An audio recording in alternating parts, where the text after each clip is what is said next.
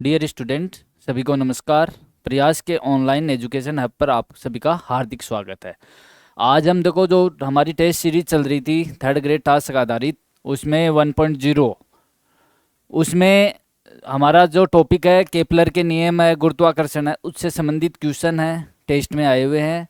आपके जो टेस्ट हो रहा है उसमें अब देखो 128 से स्टार्ट है। पहला प्रश्न देखिए 128वां। किसी वस्तु का प्लायन वेग उसके द्रव्यमान की nवीं घात के समानुपाती होता है। यहाँ n का मान क्या होने वाला है? देखो बहुत ही अच्छा क्वेश्चन है कि प्लायन वेग का मान क्या है कि कोई द्रव्यमान की वस्तु है, m द्रव्यमान की वस्तु है, उसको हम क्या है, प्लायन वेग क्या होता है, पृथ्वी के जो गुरुत्वाकर्षण है बल है उससे बाहर फेंक रहे हैं, तो वो आपका क्या कहलाता है, प्लायन वेग कहलाता है। और जो वस्तु का द्रव्यमान है उस पर वो निर्भर नहीं करता है। तो क्या है, प्लायन वेग क्या है, m की घात 0 होता है। प्लायन वेग क्या होता है, m की घात 0 के बराबर होता है। तो क्या हो गया, तो आपसे पूछा n का मान कितना है, n का मान कितना है, 0 है। ऑप्शन नंबर 1 इसका सही आंसर है। अगला प्रश्न देखिए। केपलर के नियम के अनुसार देखो सभी ग्रह सूर्य के चारों ओर किस पथ में गति करते हैं? देखो केपलर ने क्या बताया था कि सभी ग्रह हैं वो सूर्य है, ये आपका क्या है, सूर्य है, और इसके चारों ओर गति करते हैं। गति इस प्रकार से गति करते हैं, इस प्रकार से वो गति करते रहते हैं। ये आप इसको क्या बोल सकते हैं, अंडाकार या दीर्घ वर्ताकार पथ। केपलर का प्रथम नियम यही कहता है कि सभी ग्रह हैं जो सूर्य के चारों ओर दीर्घ वर्ताकार पथ में क्या करते हैं, चक्कर लगाते हैं। और सूर्य क्या है, उसके सेंटर में स्थित होता है, नाभि में स्थित होता है, नाभि पर स्थित होता है उस दीर्घ वर्त के। तो क्या है, दीर्घ वर्ताकार। कहाँ है दीर्घ वर्ताकार? आपका ऑप्शन नंबर बी इसका राइट आंसर है। अगला प्रश्न देखिए। पृथ्वी तल से नीचे की ओर जाने पर, देखो पृथ्वी तल है आपका, ये पृथ्वी तल मान लेते हैं, और नीचे की तरफ जा रहे हैं, और तो क्या होता है, जी का मान, जी का मान क्या फर्क पड़ता है भाई, जी का मान क्या होता है, चाहे ऊपर जाएं या नीचे जाएं, क्या जी का मान क्या होता है, घटता है, घटता है। तथा जब पृथ्वी के केंद्र पर चले जाएं, केंद्र पर जी का मान कितना हो जाएगा, मान कितना हो जाएगा, 0 हो जाएगा। ये भी याद रखना आपको, ये भी बहुत ही अच्छा कहे, जी पृथ्वी के केंद्र पर जी का मान कितना होता है, 0 होता है। तो घटता घटता क्या है, 0 हो जाता है, घटता रह जाएगा। अगला ऑप्शन क्वेश्चन देखिए। यदि पृथ्वी की सूर्य से दूरी, वर्तमान दूरी देखो कि 1/4 हो जाए तो एक वर्ष में का समय कितना हो जाएगा? क्या कह रहा है कि यदि पृथ्वी से सूर्य की दूरी कितनी है, 1/4 हो जाए, मतलब कह रहा है सूर्य स्थित है यहाँ, पृथ्वी है ये आपकी क्या है, पृथ्वी, इनके बीच की दूरी जो है वर्तमान दूरी जैसे आर है, और अब कितनी हो जाएगी वो, आर डैश कितनी हो जाएगी, r/4 हो जाएगी। अब क्या है कि उसके समय का क्या प्रभाव, मतलब वर्ष कितना हो जाएगा, देखते हैं। देखो केपलर का कौन सा नियम लगाएंगे, केपलर का तीसरा नियम, तृतीय नियम लगाओ। क्या होता है, समय है वो आर दूरी के घात के क्यूब के व्युत्क्रम समानुपाती होता है। अब देखो क्या होता है, T/T बराबर R/R की घात 3/2 लिख सकते हैं। ये 2 इधर आ जाएगा, भाग में आ जाएगा। आर हमारे पास जो था शुरुआत वाला प्रारंभिक, आर डेज कितना आ गया, r/4। तो T/T कितना आ जाएगा, R/4 की पावर 3/2, आर से आर कटा, क्या आ जाएगा, T/T। 2 4 को लिख सकते हैं 2 के स्क्वायर के रूप में, 3/2, इस 2 से ये 2 आ गया, तो आ जाएगा T/T कितना आ जाएगा, 8 आ जाएगा। अब देखो आपसे पूछा गया टी डेज समय कितना हो जाएगा दिन का, T/8। मतलब कि वर्तमान जो वर्ष है वो कितना हो जाएगा, T/8। टी कितना है, 365 दिन। आपको पता है एक साल में कितने दिन होते हैं, 365। 8 का भाग लगाओगे तो आएगा 8×5 = 40, 8×4 = 32, 4×45 आ जाएगा, 8×5 = 40, फिर बचते हैं 5, 8×6 = 48 और ये आ जाएगा 2 वर्ष। आपसे पूछा गया लगभग कितना हो जाएगा, कितना हो जाएगा, ये दिन है, कितना हो जाएगा ये दिन के रूप में, ये इतने दिन का समय होगा 45.6। तो आपसे पूछा लगभग कितना हो जाएगा, लगभग 46 दिन का एक वर्ष हो जाएगा। कितना हो जाएगा, 46 दिन का एक वर्ष हो जाएगा। अगर वो क्या कह रहा है कि 1/4 हो जाए। अगला प्रश्न देखिए, अगला है दो द्रव्यमानों के बीच की दूरी को दुगुना कर देते। देखो दो द्रव्यमान है, जैसे एक ये द्रव्यमान है, एक ये द्रव्यमान है, ये m है, ठीक है, m डैश कर दो इसको। दूरी क्या है, वर्तमान दूरी जैसे r है, और अब क्या कर दी, r डैश को कितने कर दिया, दुगुना कर दिया। तो गुरुत्वाकर्षण बल आप जानते हो F बराबर क्या होता है, G(m1m2)/r²। एफ डैश पूछा आपसे, एफ डैश क्या, वर्तमान दूरी कितनी हो जाएगी, दुगुनी है, तो जी एम में भी कोई फर्क नहीं है, दोनों सेम है, और आर में फर्क है, कितना हो जाएगा, 2r²। क्या जाएगा, एफ डैश कितना आ जाएगा, G(m1m2)/4r²। ये आपका क्या है, एफ है, क्या है, F/4। क्या हो जाएगा, चौथाई। कितना हो जाएगा, चौथाई। Option number C. कैसे भी दे सकता है, F/4 भी दे सकता है आपसे, चौथाई भी दे दिया, वो अगले की मर्जी है ऑप्शन में। अगला प्रश्न देखिए, केपलर का द्वितीय नियम। देखो केपलर का प्रथम नियम पर क्वेश्चन आया था कि जो पथ होता है वो दीर्घवृत्ताकार में होता है। द्वितीय नियम है, क्षेत्र का नियम भी बोल सकते हैं। ये क्या कहता है कि क्षेत्रफल का नियम बोल सकते हैं। तो क्या हो गया, ये किस राशि का क्या संरक्षण करता है, तो ये कोणीय संवेग संरक्षण के सिद्धांत पर आधारित होता है। कोणीय संवेग संरक्षण के सिद्धांत पर आधारित होता है। बहुत ही अच्छा क्वेश्चन है। जी का मान पूछा है, ये तो आपको पता ही होगा, जी का मान सभी सही करके आए होंगे। जी का मान क्या होता है, आपको पता है, 6.67 × 10⁻⁻11। यहाँ तक तो ठीक है, -11 है।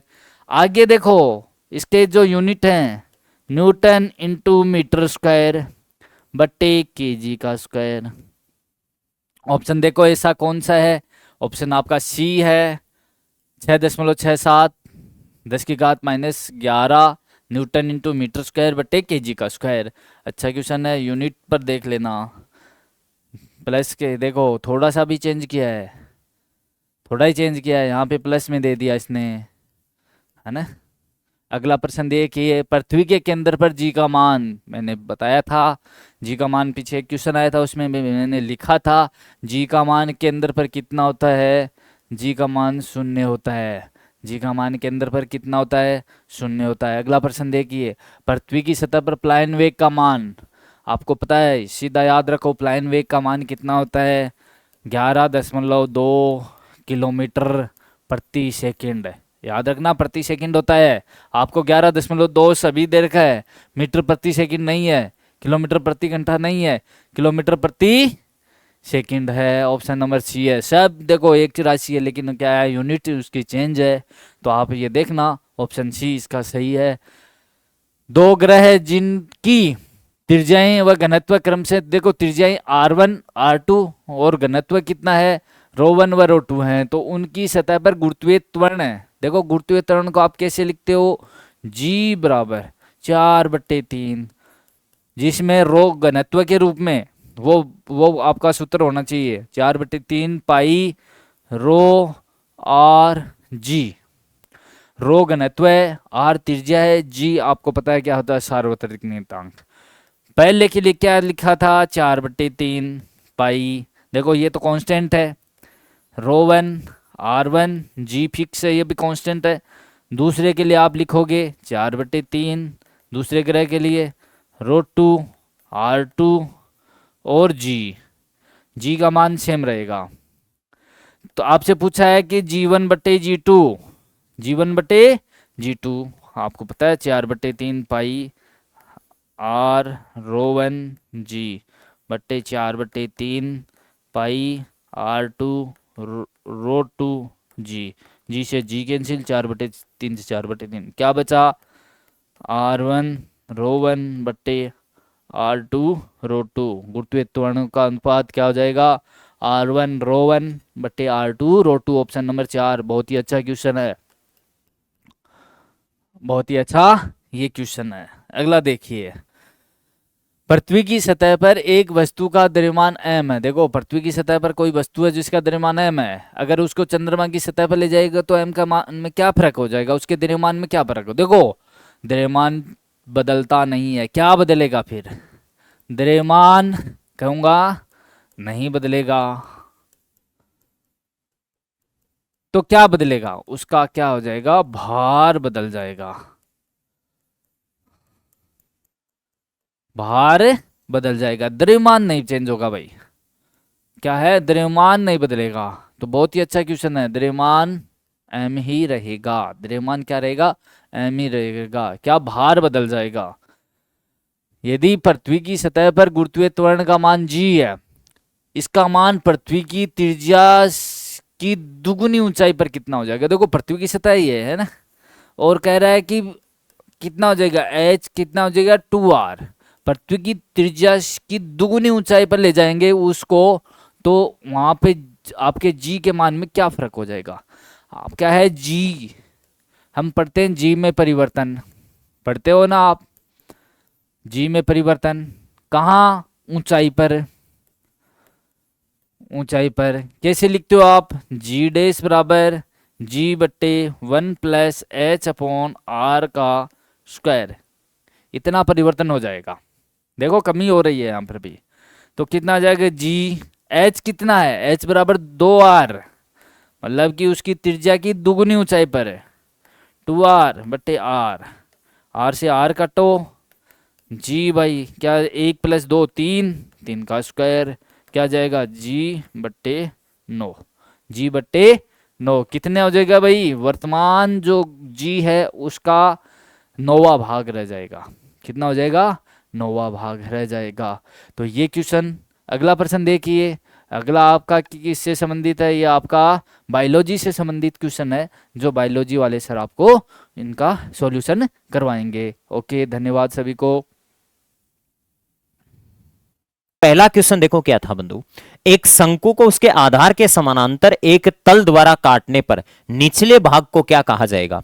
एक शंकु को उसके आधार के समानांतर, ये इस प्रकार से कौन है, इसको इसके आधार के समानांतर एक तल द्वारा काटोगे, ये इसका बेस है, इसके समानांतर एक तल द्वारा ऐसे काटोगे, जैसे ही ऐसे कट लगाओगे आप यहां से, ठीक है, यहां से जैसे ही कट लगाओगे आप इसमें, तो आपके पास में ये आकृति ऐसे बन जाएगी, नीचे वाली आकृति तो ऐसे बन जाएगी इस प्रकार से, ठीक बात है, ये नीचे वाली आकृति तो इस प्रकार से बनेगी और ऊपर वाली आकृति कुछ इस प्रकार से बनेगी। ये लो, जैसे ही आपने कट लगाया निचले भाग को क्या कहा जाएगा बंधु, ये आपके पास में अपने आप में शंकु छिन्नक बन जाएगा एक, इसको जनरली अपन फ्रस्टम बोलते हैं, लेकिन ये कौन फ्रस्टम बनता है, ठीक है, तो ये शंकु छिन्नक बनेगा, क्या बनेगा बंधु, शंकु छिन्नक बनेगा, कौन फ्रस्टम इसको अपन बोलते हैं, जनरली इसको फ्रस्टम भी बोलते हैं, छिन्नक भी बोलते हैं, एक ही बात है, ठीक बात है।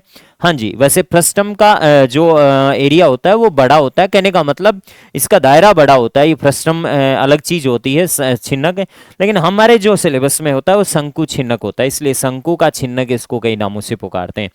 गिलास भी इसी के उदाहरण होते हैं, कौन कौन इसके उदाहरण होते हैं, बाल्टी जो होती है वो शंकु छिन्नक का उदाहरण होती है, जो गिलास होते हैं वो भी शंकु छिन्नक के ही उदाहरण होते हैं। ओके दोस्तों, निचले भाग को क्या कहा जाएगा? शंकु का छिन्नक कहा जाएगा, पिरामिड नहीं होगा। पिरामिड क्या होते हैं? पिरामिड में आधार में जितनी भुजाएं होती है उतने त्रिभुजाकार फलक होते हैं, तो पिरामिड तो नहीं होगा। ठीक है, हाँ जी, अर्धगोला नहीं होगा, बेलन भी नहीं होगा, शंकु का छिन्नक बनेगा। क्या बनेगा? शंकु का छिन्नक। नेक्स्ट इसके बाद में अगला क्वेश्चन, अगला क्वेश्चन है कि 10 मीटर लंबी रस्सी, 10 मीटर लंबी, 6 मीटर ऊंची और 22.5 सेंटीमीटर मोटी दीवार बनाने के लिए कितनी ईंटों की आवश्यकता होगी यदि ईंट की माप ये इस प्रकार से है? सिंपल प्रश्न हो गया मेरे हिसाब से बंधु। दीवार के आयतन में, दीवार के आयतन में एक ईंट के आयतन का भाग लगा दो। दीवार का आयतन है 10 मीटर गुणा 6 मीटर गुणा 22.5 सेंटीमीटर है, 22.5 सेंटीमीटर है, ध्यान रखना। इसको मीटर में बदलना पड़ेगा। किस में बदलना पड़ेगा? मीटर में बदलना पड़ेगा। तो 22.5 के नीचे क्या लगा दो? 100 लगा दो। ओके, हाँ जी, 25 सेंटीमीटर, 12 सेंटीमीटर और 9 सेंटीमीटर। तो 25 centimetre into 12 centimetre into 9 centimetre, सबको मीटर में बदलने के लिए सब में किसका भाग लगाना पड़ेगा? 100 का भाग लगाना पड़ेगा। ऊपर भी एक जगह 100 का भाग लग रहा है और नीचे भी लग रहा है, तो 100 से 100 तो क्या हो जाएगी? कैंसिल आउट हो जाएंगे। ये 100 नीचे आएगा, ये 100 ऊपर जाएगा, कटेंगे। ठीक है, इसी प्रकार से 25 का भाग 100 में कितनी बार बंधु? 4 बार। और 4 का भाग ऊपर 12 में कितनी बार? 3 बार। बहुत सिंपल है, देखना आप। ठीक है, हाँ जी, इस 3 को भाग 6 में कितनी बार जाएगा? 2 बार जाएगा। ठीक है, 9 का भाग 9 दूनी 18 और बचेगा कितना? 4, 9 5 45। ठीक बात है। ओके, ऊपर तो आ गया आपके पास में 10 गुणा 2 गुणा 2.5 गुणा, ये नीचे वाला 100 कहाँ जाएगा? ऊपर जाएगा। ये लो, कैलकुलेशन का थोड़ा ध्यान रखना है यहाँ पे। 2.5 का डबल होता है 5। ओके, और 3 जीरो एज इट इज, तो कितनी ईंटों की आवश्यकता होगी? 5000 ईंटों की आवश्यकता पड़ेगी। ठीक बात है। नेक्स्ट इसके बाद में अगला क्वेश्चन, 14 सेंटीमीटर व्यास वाले एक अर्धगोले का कुल पृष्ठीय क्षेत्रफल, अर्धगोले का कुल पृष्ठीय क्षेत्रफल बंधु, गोले का पृष्ठीय क्षेत्रफल 4 पाई आर स्क्वायर होता है। अर्धगोले का कर्वड सरफेस एरिया क्या होता है? CS से होता है 2 पाई आर स्क्वायर। ओके, और इसका टोटल सरफेस एरिया क्या होता है? TS से होता है अर्धगोले का 3 पाई आर स्क्वायर होता है, बिकॉज यहाँ पे एक पाई आर स्क्वायर और जुड़ जाता है। ठीक बात है। हाँ जी, 3 पाई आर स्क्वायर के अकॉर्डिंग अपन यहाँ से इसका अर्धगोले का कुल पृष्ठीय क्षेत्रफल, टोटल सरफेस एरिया 3 गुणा पाई का मान 22/7 इंटू आर का मान कितना है? 14 सेंटीमीटर व्यास है, तो त्रिज्या कितनी होगी? 7 इंटू 7, 7 से 7 कट गया और ये हो गया 22 3 66 का 7 से गुणा कर दो, 7 6 42 से, और 7 6 42 और 4 46, तो 462 सेंटीमीटर स्क्वायर आ जाएगा, जो कि ए ऑप्शन में पड़ा है। ओके, नेक्स्ट इसके बाद में 10.5 सेंटीमीटर त्रिज्या के एक धातु के गोले को पिघलाकर 3.5 सेंटीमीटर त्रिज्या एवं 3 सेंटीमीटर ऊंचाई वाले कई छोटे शंकुओं में डाला जाता है। इस प्रकार बने शंकुओं की संख्या क्या होगी? वही बात, ईंटों की संख्या वैसे शंकुओं की संख्या। तो एक काम कर लेते हैं, 10.5 सेंटीमीटर त्रिज्या वाला एक धातु का गोला है बंधु, गोले का आयतन में एक शंकु के आयतन का भाग लगा दो। गोले का आयतन होता है 4/3 पाई आर क्यूब। आर क्यूब बोले तो 10.5 गुणा 10 कितना 5, 4/3 पाई आर क्यूब गोले का आयतन बट्टे एक शंकु का आयतन। एक शंकु का आयतन होता है 1/3 पाई आर स्क्वायर। 3.5 सेंटीमीटर त्रिज्या, 3.5 गुणा 3.5 इंटू ऊंचाई कितनी है? 3 सेंटीमीटर। लो भाई, कैलकुलेशन कर दो, आंसर के नजदीक हो। π/3 से π/3 तो दोनों जगह क्या हो गया? कैंसिल। 35 दूना 70, 35 3 105 होता है। 0.5 से 0.5 गया, 35 दूना 70, 35 3 105, 35 दूना 70, 35 3 105, 3 से सीधा 3 कैंसिल आउट हो गया। बचा क्या है? ऊपर 4 गुणा 10.5 गुणा कितना बचा है? 3 बचा है। ये लो, 4 3 कितना 12, और 12 पंजो 60, 6 कैरी फॉरवर्ड करेगा, ये 6 आ गया और 12, तो बताओ कितने छोटे शंकु में ढाला जा सकता है? 126 राइट आंसर आएगा 2 नंबर।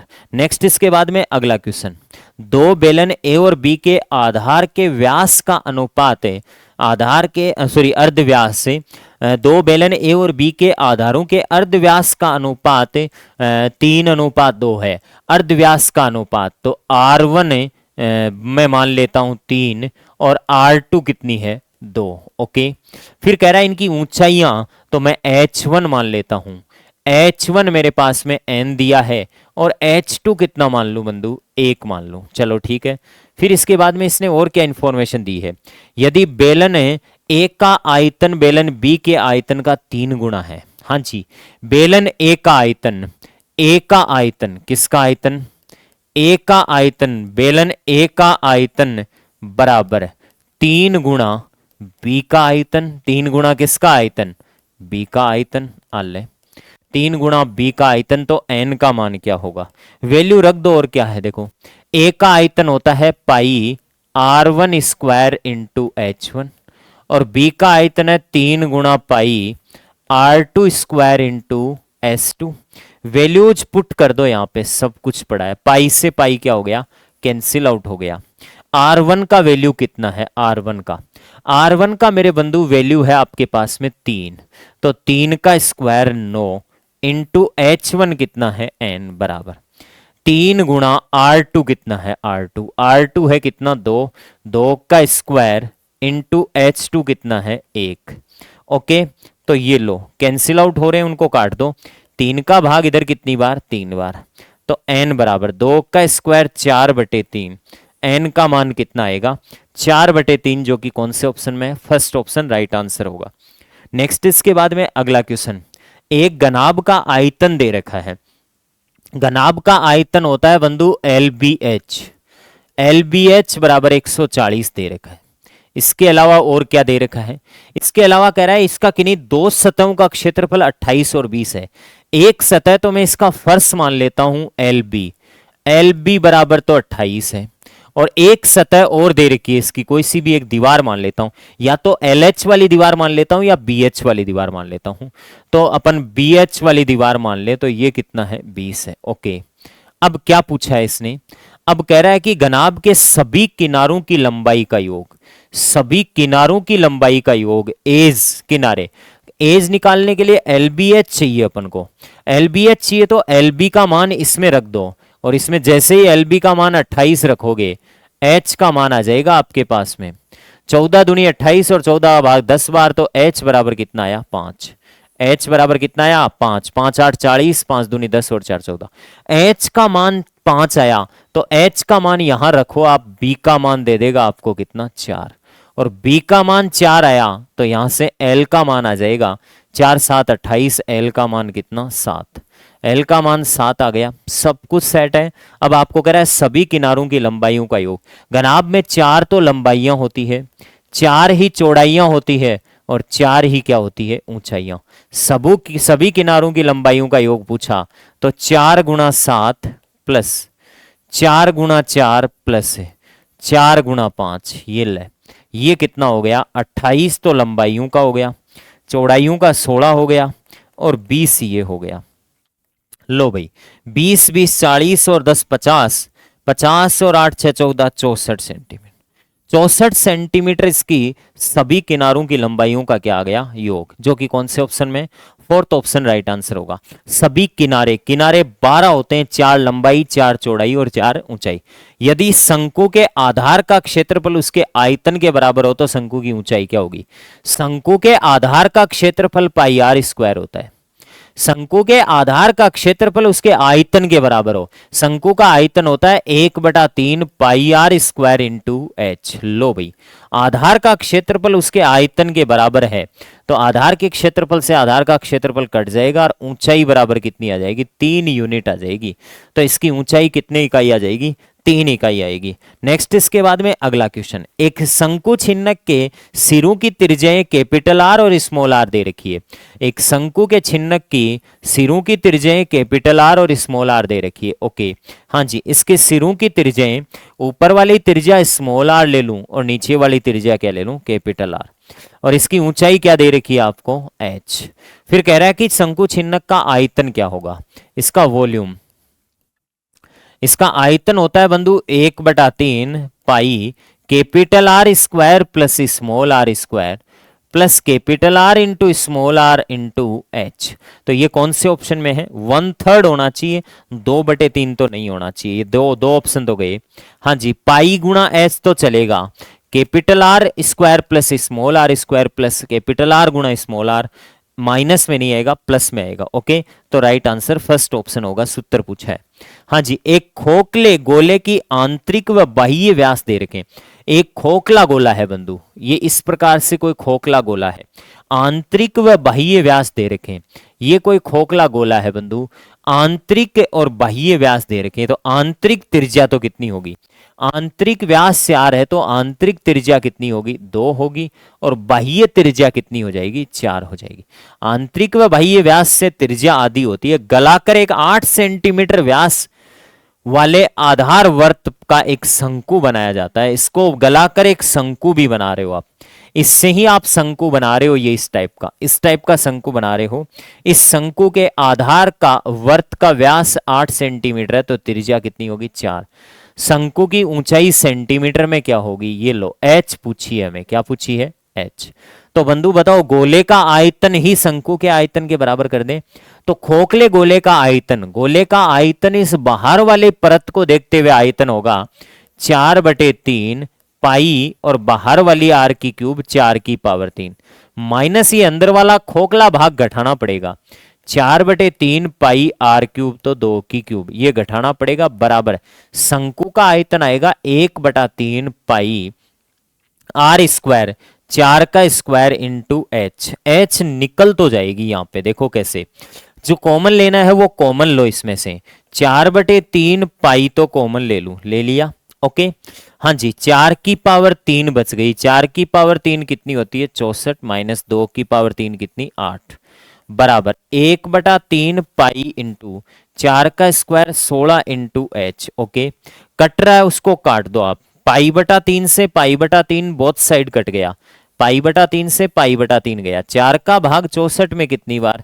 16 में कितनी बार, 4 बार, 64 में से 8 घटेगा कितना, 56, और 56 में 4 का भाग लगेगा तो h का मान आएगा, h बराबर कितना आएगा, 4 एकम 4, 4 चौके 16, 14 आ जाएगा, h का मान 14 आ जाएगा। तो कह रहा है शंकु की ऊंचाई सेंटीमीटर में कितनी होगी, 14 सेंटीमीटर शंकु की ऊंचाई हो जाएगी। ठीक बात है। नेक्स्ट इसके बाद में अगला क्वेश्चन, एक 6 मीटर चौड़ी और 1.5 मीटर गहरी नहर है जिसमें 10 किलोमीटर प्रति घंटे की गति से पानी बह रहा है, 8 सेंटीमीटर भरा हुआ पानी चाहिए तो 30 मिनट में कितने हेक्टेयर क्षेत्रफल की सिंचाई हो जाएगी। बंधु एक नहर है, ये नहर इस प्रकार से जा रही है, इस नहर में जो पानी है ना, इस पानी का वेग क्या है ये बताओ। नहर में जो पानी का वेग चल रहा है, नहर में जो पानी का वेग चल रहा है वो 10 किलोमीटर प्रति घंटे चल रहा है। क्या चल रहा है, 10 किलोमीटर प्रति घंटे नहर में पानी का वेग चल रहा है। नहर की लंबाई चौड़ाई आपको क्या दे रखी है, नहर की गहराई दे रखी है आपको, एक तो h दे रखी है, h दे रखी है 1.5 मीटर, चलो ठीक है। एक नहर की चौड़ाई दे रखी है b दे रखी है कितनी, 6 मीटर, चलो ठीक है, जो भी दे रखी है। और कह रहा है कि इस नहर से बहते पानी को खेत में सिंचाई के लिए डालना है, इस खेत में डालना है आपको, इस बहते पानी को इस खेत में मेरे बंधु, इस बहते पानी को डालना है। तो ये खेत में जो पानी आएगा, इस पानी की ऊंचाई कितनी हो जाएगी, कितनी ऊंचाई तक ये पानी भर जाएगा। तो h का मान है 8 सेंटीमीटर, कितना सेंटीमीटर, इकाइयों का ध्यान रखना पड़ेगा। 30 मिनट तक पानी चला है, कितने हेक्टेयर वाले खेत के क्षेत्रफल में, ये L मान लूं, ये खेत की, ये क्या मान लूं, B।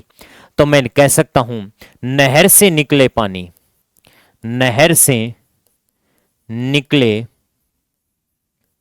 पानी का आयतन, नहर से निकले पानी का आयतन, नहर से निकले पानी का आयतन बराबर खेत में पानी का आयतन, किसमें पानी का आयतन?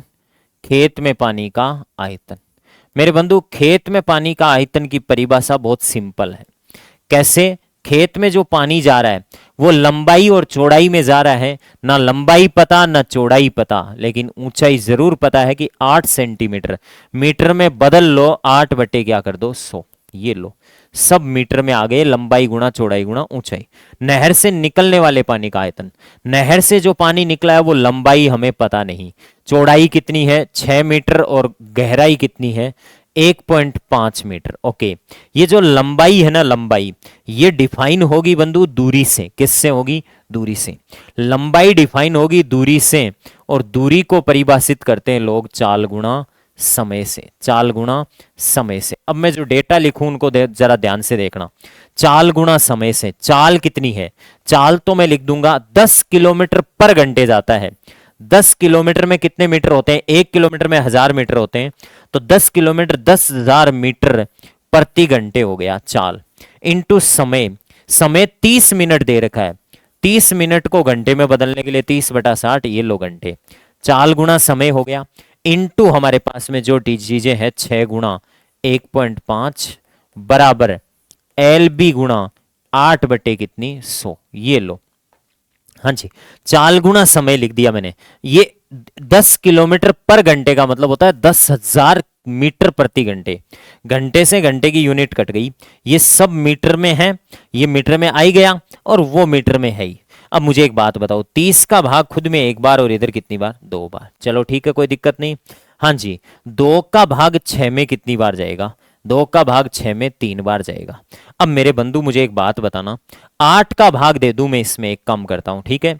हाँ जी, तो ये 15×3 कितना? 45। 15×3 कितना? 45। 4.5 और 4.5, 4.5 15×3 45 इंटू 1000, सॉरी 10,000, 10,000 इंटू 100 ऊपर आई जाएगा ये इधर वाला, और नीचे कितना आएगा? 8 आएगा। नीचे कितना आएगा?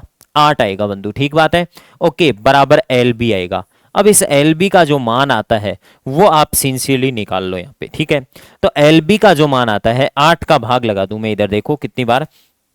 सबसे पहले इसका मैं पॉइंट हटाऊं तो नीचे किससे गुणा? 10 से गुणा कर दूं, ठीक है? हाँ जी, ये 0 से क्या कट गया? 0 कट गया। हाँ जी, 2 का भाग इधर 4 बार और 2 का भाग इधर कितनी बार? 5 बार। लो भाई, 2 4 का भाग इधर 2, 4 का भाग, 4 का भाग 4 दूनी 8, बच गया कितना? 4 दूनी 8 और बच गया आपके पास में कितना? 2 4 जो 20 और ये 2500। हाँ जी, इसको मल्टीप्लाई कर लो आप केयरफुली, ठीक है? तो एल बी का मान आपके पास में आ जाएगा। एल बी का मान आ जाएगा तो फिर मैं आगे बताऊंगा आपको क्या करना है। एल बी बराबर कितना आएगा? ये लो मेरे बंधु, कितना आ जाएगा? ये 125, ठीक है? 25×5 125, 25×5 125 और 2 0 ऐसे कैसे 45 और लिख दो। ये एल बी कितना आएगा? एल बी 00 का 00, 45 को 5 से गुणा करते हैं तो 225 आता है, ठीक है? हाँ जी, 225 का आ गया 5, 22 कैरी फॉरवर्ड कर गया, ठीक है? 45 का डबल कितना होता है? 90, और 90 में आप 22 जोड़ोगे, 112 का 2 और बच गया कितना? 11, ठीक बात है? 45 और 11 कितना होता है? 56। 56 25 00 मीटर स्क्वायर आ गया। क्या आ गया? मीटर स्क्वायर आ गया। अब आपको एक बात का पता होना चाहिए कि 1 हेक्टेयर कितना? हेक्टेयर, 1 हेक्टेयर, 1 हेक्टेयर बराबर कितना होता है? 1 हेक्टेयर, 1 हेक्टेयर बराबर होता है बंधु 10,000 वर्ग मीटर। कितना मीटर होता है? 10,000 वर्ग मीटर होता है। 10,000 वर्ग मीटर चलकर 1 हेक्टेयर बनाते हैं, तो इतने वर्ग मीटर में कितने हेक्टेयर होंगे? आप 10,000 का भाग लगाओगे तो 2 0 कटेगा, 2 अंकों बाद में पॉइंट लगेगा, 56.25 हेक्टेयर आएगा। 56.25 हेक्टेयर कौन से ऑप्शन में? ये 4th ऑप्शन दिख ही रहा है आपको, डेसिमल को आगे पीछे एडजस्ट करना है। हाँ जी, नेक्स्ट इसके बाद में अगला क्वेश्चन, उस लंबी से लंबी छड़ की लंबाई ज्ञात करो जो 16 मीटर लंबे और 15 मीटर चौड़े और 12 मीटर ऊंचे कमरे में रखी जा सकती है।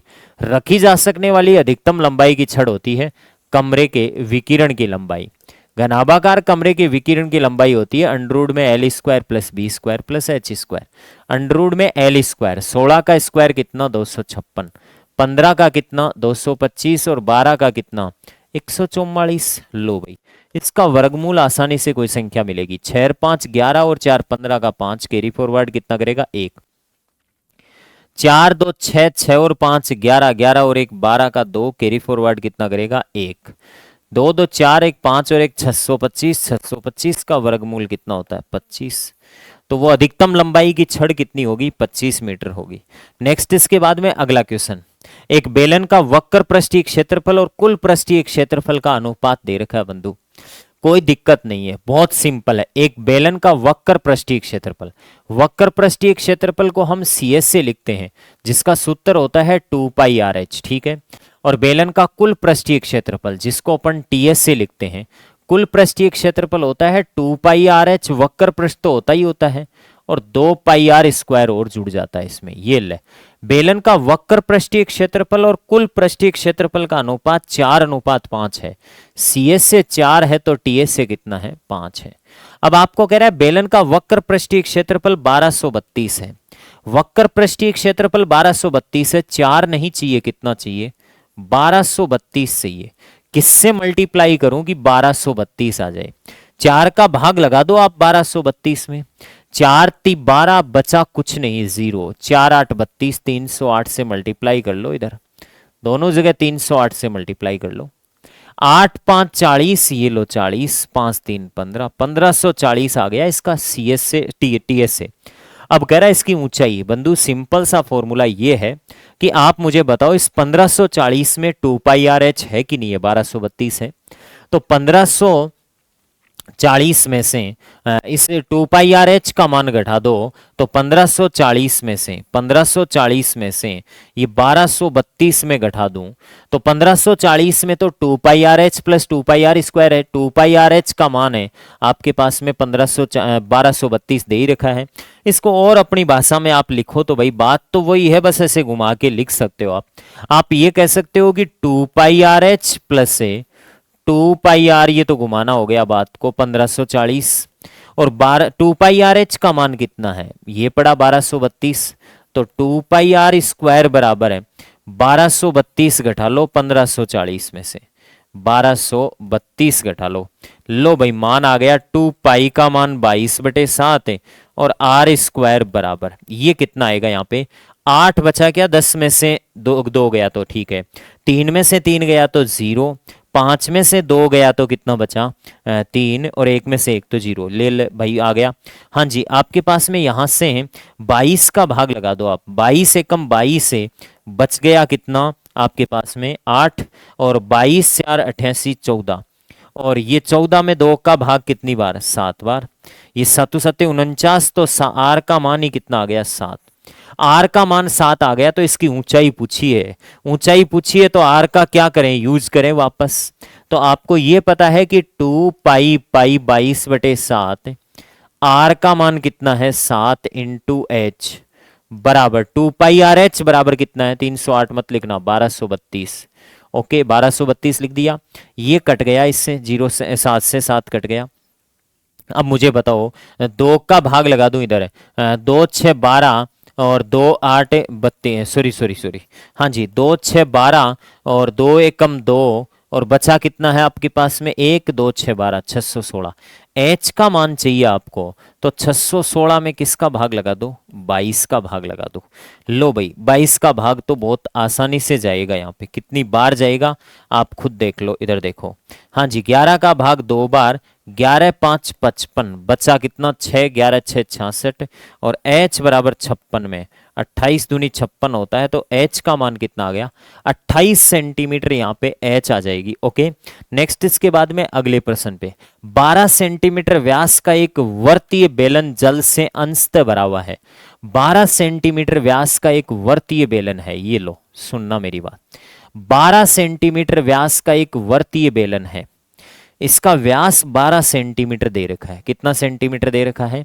तो इसकी त्रिज्या कितनी होगी? त्रिज्या 6 सेंटीमीटर होगी। 12 सेंटीमीटर व्यास का एक वर्तीय बेलन है, जल से अंशतः भरा हुआ है, इसमें कुछ मात्रा में पानी है। कुछ मात्रा में क्या है बंधु? पानी है। ये लो ये पानी यहां तक है, कहां तक है? यहां तक पानी है। ओके ये अंश तक इससे भरा हुआ है पानी से। बंधु क्या होता है ना कि जैसे ही इस बेलन में 6 सेंटीमीटर व्यास का एक गोला पूर्णतः डुबो दिया जाता है, 6 सेंटीमीटर व्यास का एक गोला पूर्णतः डुबो दिया जाता है, तो बेलन के जल की सतह कितनी उठ जाएगी? ये लो, सॉरी, हाँ जी, ये आपके पास में बेलन है और इसमें क्या किया जाता है, इसमें यहां पे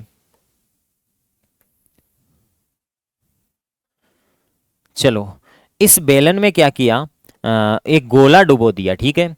जैसे ही आपने इसमें एक गोलक डुबोया तो वो गोलक में ले आता हूं, इस प्रकार का है गोलक, और ये ले ये गोलक, ये 6 सेंटीमीटर व्यास का एक गोला डुबोया इसमें, ये 6 सेंटीमीटर व्यास का है, इसका मतलब इसकी त्रिज्या कितनी है? 3 है। त्रिज्या कितनी है? 3। जैसे ही गोला डुबोया बंधु, पानी के तल की पहले ऊंचाई h थी, पहले ऊंचाई क्या थी? h थी, और अब पानी का तल थोड़ा सा बढ़ गया, और अब पानी का तल बढ़कर ऊपर उठ गया, और ऊपर उठ गया तो इतना ऊपर उठ गया, सपोज ये गोला डुबोने से पानी का तल इतना ऊपर उठ गया, और अब पानी के तल की ऊंचाई कितनी हो गई? h डेस हो गई। कितनी हो गई? h डेस। तो ये पानी का तल ऊपर उठा है, ये क्या डुबोने से? गोला डुबोने से। तो इस पानी की जगह इस गोले ने ली है, और गोले ने इस पानी का तल बढ़ाया है। इस गोला जहां है यहां पानी नहीं है अंदर, ठीक है। तो इस गोला जहां है वहां पानी नहीं है, तो ये आयतन में जो परिवर्तन हो रहा है, बेलन के आयतन में परिवर्तन, ये गोले के आयतन के बराबर हो रहा है। तो बेलन के आयतन में परिवर्तन, बेलन का आयतन होता है pi R square, pi R square 6 का square, pi R square into H डेस माइनस पाई आर स्क्वायर, 6 का स्क्वायर इंटू एच। नए आयतन में से, इस इतने आयतन में से ये इतना आयतन घटा लूं तो ये पानी ऊपर उठा है, किसकी बदौलत? ये गोला डूबने से बड़ा है। तो गोला कितना डूबा है? गोले का आयतन क्या होता है? 4/3 पाई आर क्यूब। तो गोले की आर कितनी है? 3 की क्यूब। ओके, ये लो, गोले के आयतन को ही इस बेलन के आयतन में परिवर्तन के बराबर कर दिया। तो पाई कॉमन ले लेता हूं, पाई कॉमन ले लिया, और 6 का स्क्वायर 36 को भी कॉमन ले लेता हूं, तो ये हो गया एच डेस माइनस एच। ओके, बराबर 4/3 पाई, और 3 की पावर 3 कितनी होती है? 27 होती है। अब कैंसिल आउट कर लो इनको, पाई से पाई सीधा कट गया। ओके, 3 का भाग 27 में 9 × 27, 9 का भाग 36 में 4 बार, 4 से 4 कट गया, एच डेस माइनस एच बराबर कितना आ गया? 1। सब मान सेंटीमीटर में थे, कोई दिक्कत नहीं है। तो कह रहा है कि जल की सतह कितनी ऊंची उठ जाएगी? तो जल की सतह ये इतनी तो उठी है कि नहीं उठी है? ये इतना ही तो परिवर्तन हुआ है सतह में, ये 1 सेंटीमीटर का हुआ है, 1 सेंटीमीटर जल की सतह ऊपर उठ जाएगी। ओके दोस्तों, नेक्स्ट इसके बाद में अगला क्वेश्चन क्या है? किसी ठोस को पिघलाकर एक नई आकृति बनाने पर क्या अपरिवर्तित रहता है? किसी ठोस को पिघलाकर नई आकृति बनाने पर आयतन अपरिवर्तित रहता है, क्षेत्रफल बदल जाता है, ऊंचाइयां बदल जाती है, स्लैंट हाइट बदल जाती है, तिर्यक ऊंचाई बदल जाती है, आयतन अपरिवर्तन।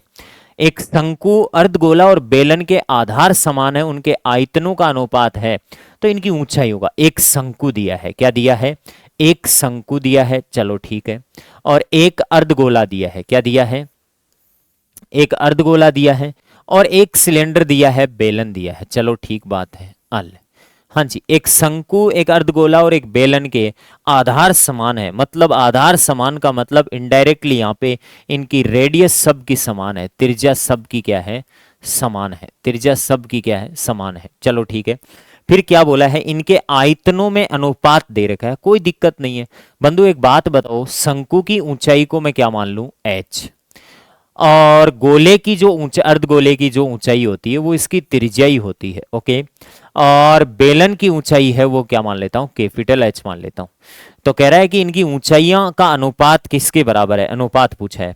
हाँ जी, इनके आयतनों में अनुपात 3:2:1 है। तो शंकु का आयतन, शंकु का आयतन है मेरे पास में होगा 1/3 पाई आर स्क्वायर, नीचे वाली आर का स्क्वायर इंटू एच। हाँ जी, बराबर, सॉरी, बट्टे शंकु के आयतन में शंकु के आयतन का भाग लगा दूं उधर से 3।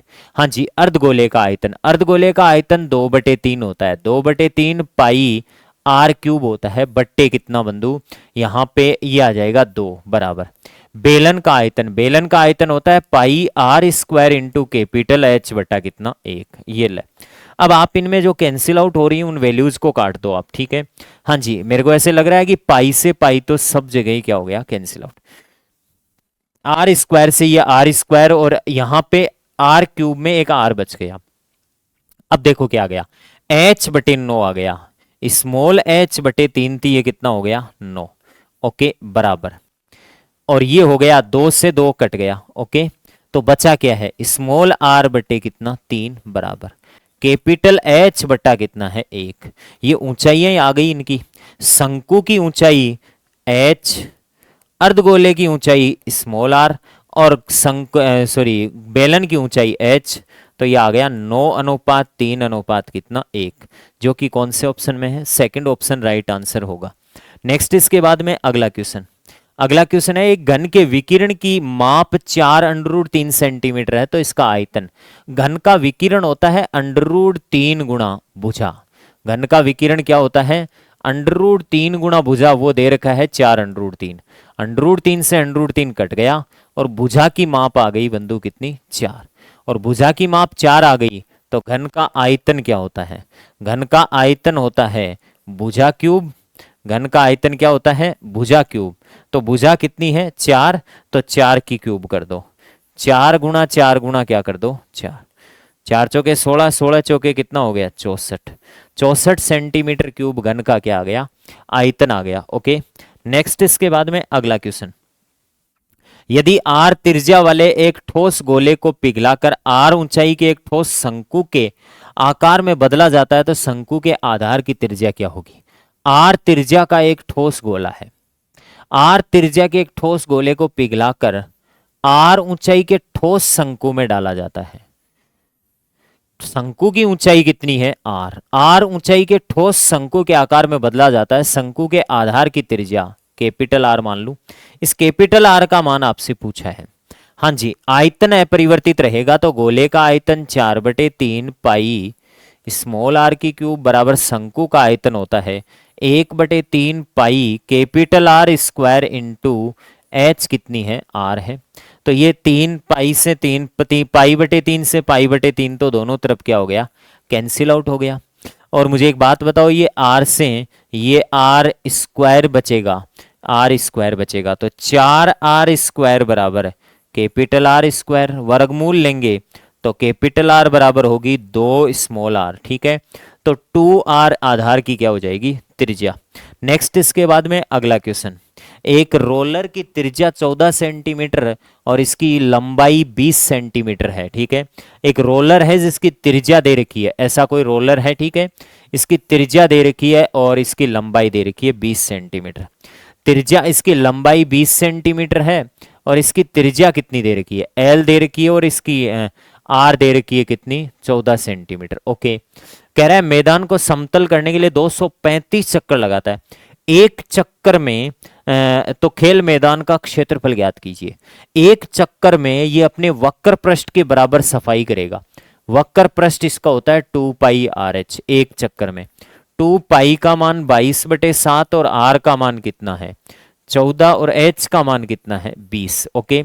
7 का भाग 14 में कितनी बार जाएगा, 2 बार, 7 दूनी 14, ये ले 22 दूनी 44, 44 दूना 88, 88 इंटू 20 कर दो, ये लो 1760 सेंटीमीटर स्क्वायर आ गया, ये लो 8 दूनी 16 और 1 17, 1760 सेंटीमीटर स्क्वायर एक राउंड में इसका वक्र पृष्ठीय क्षेत्रफल आ गया।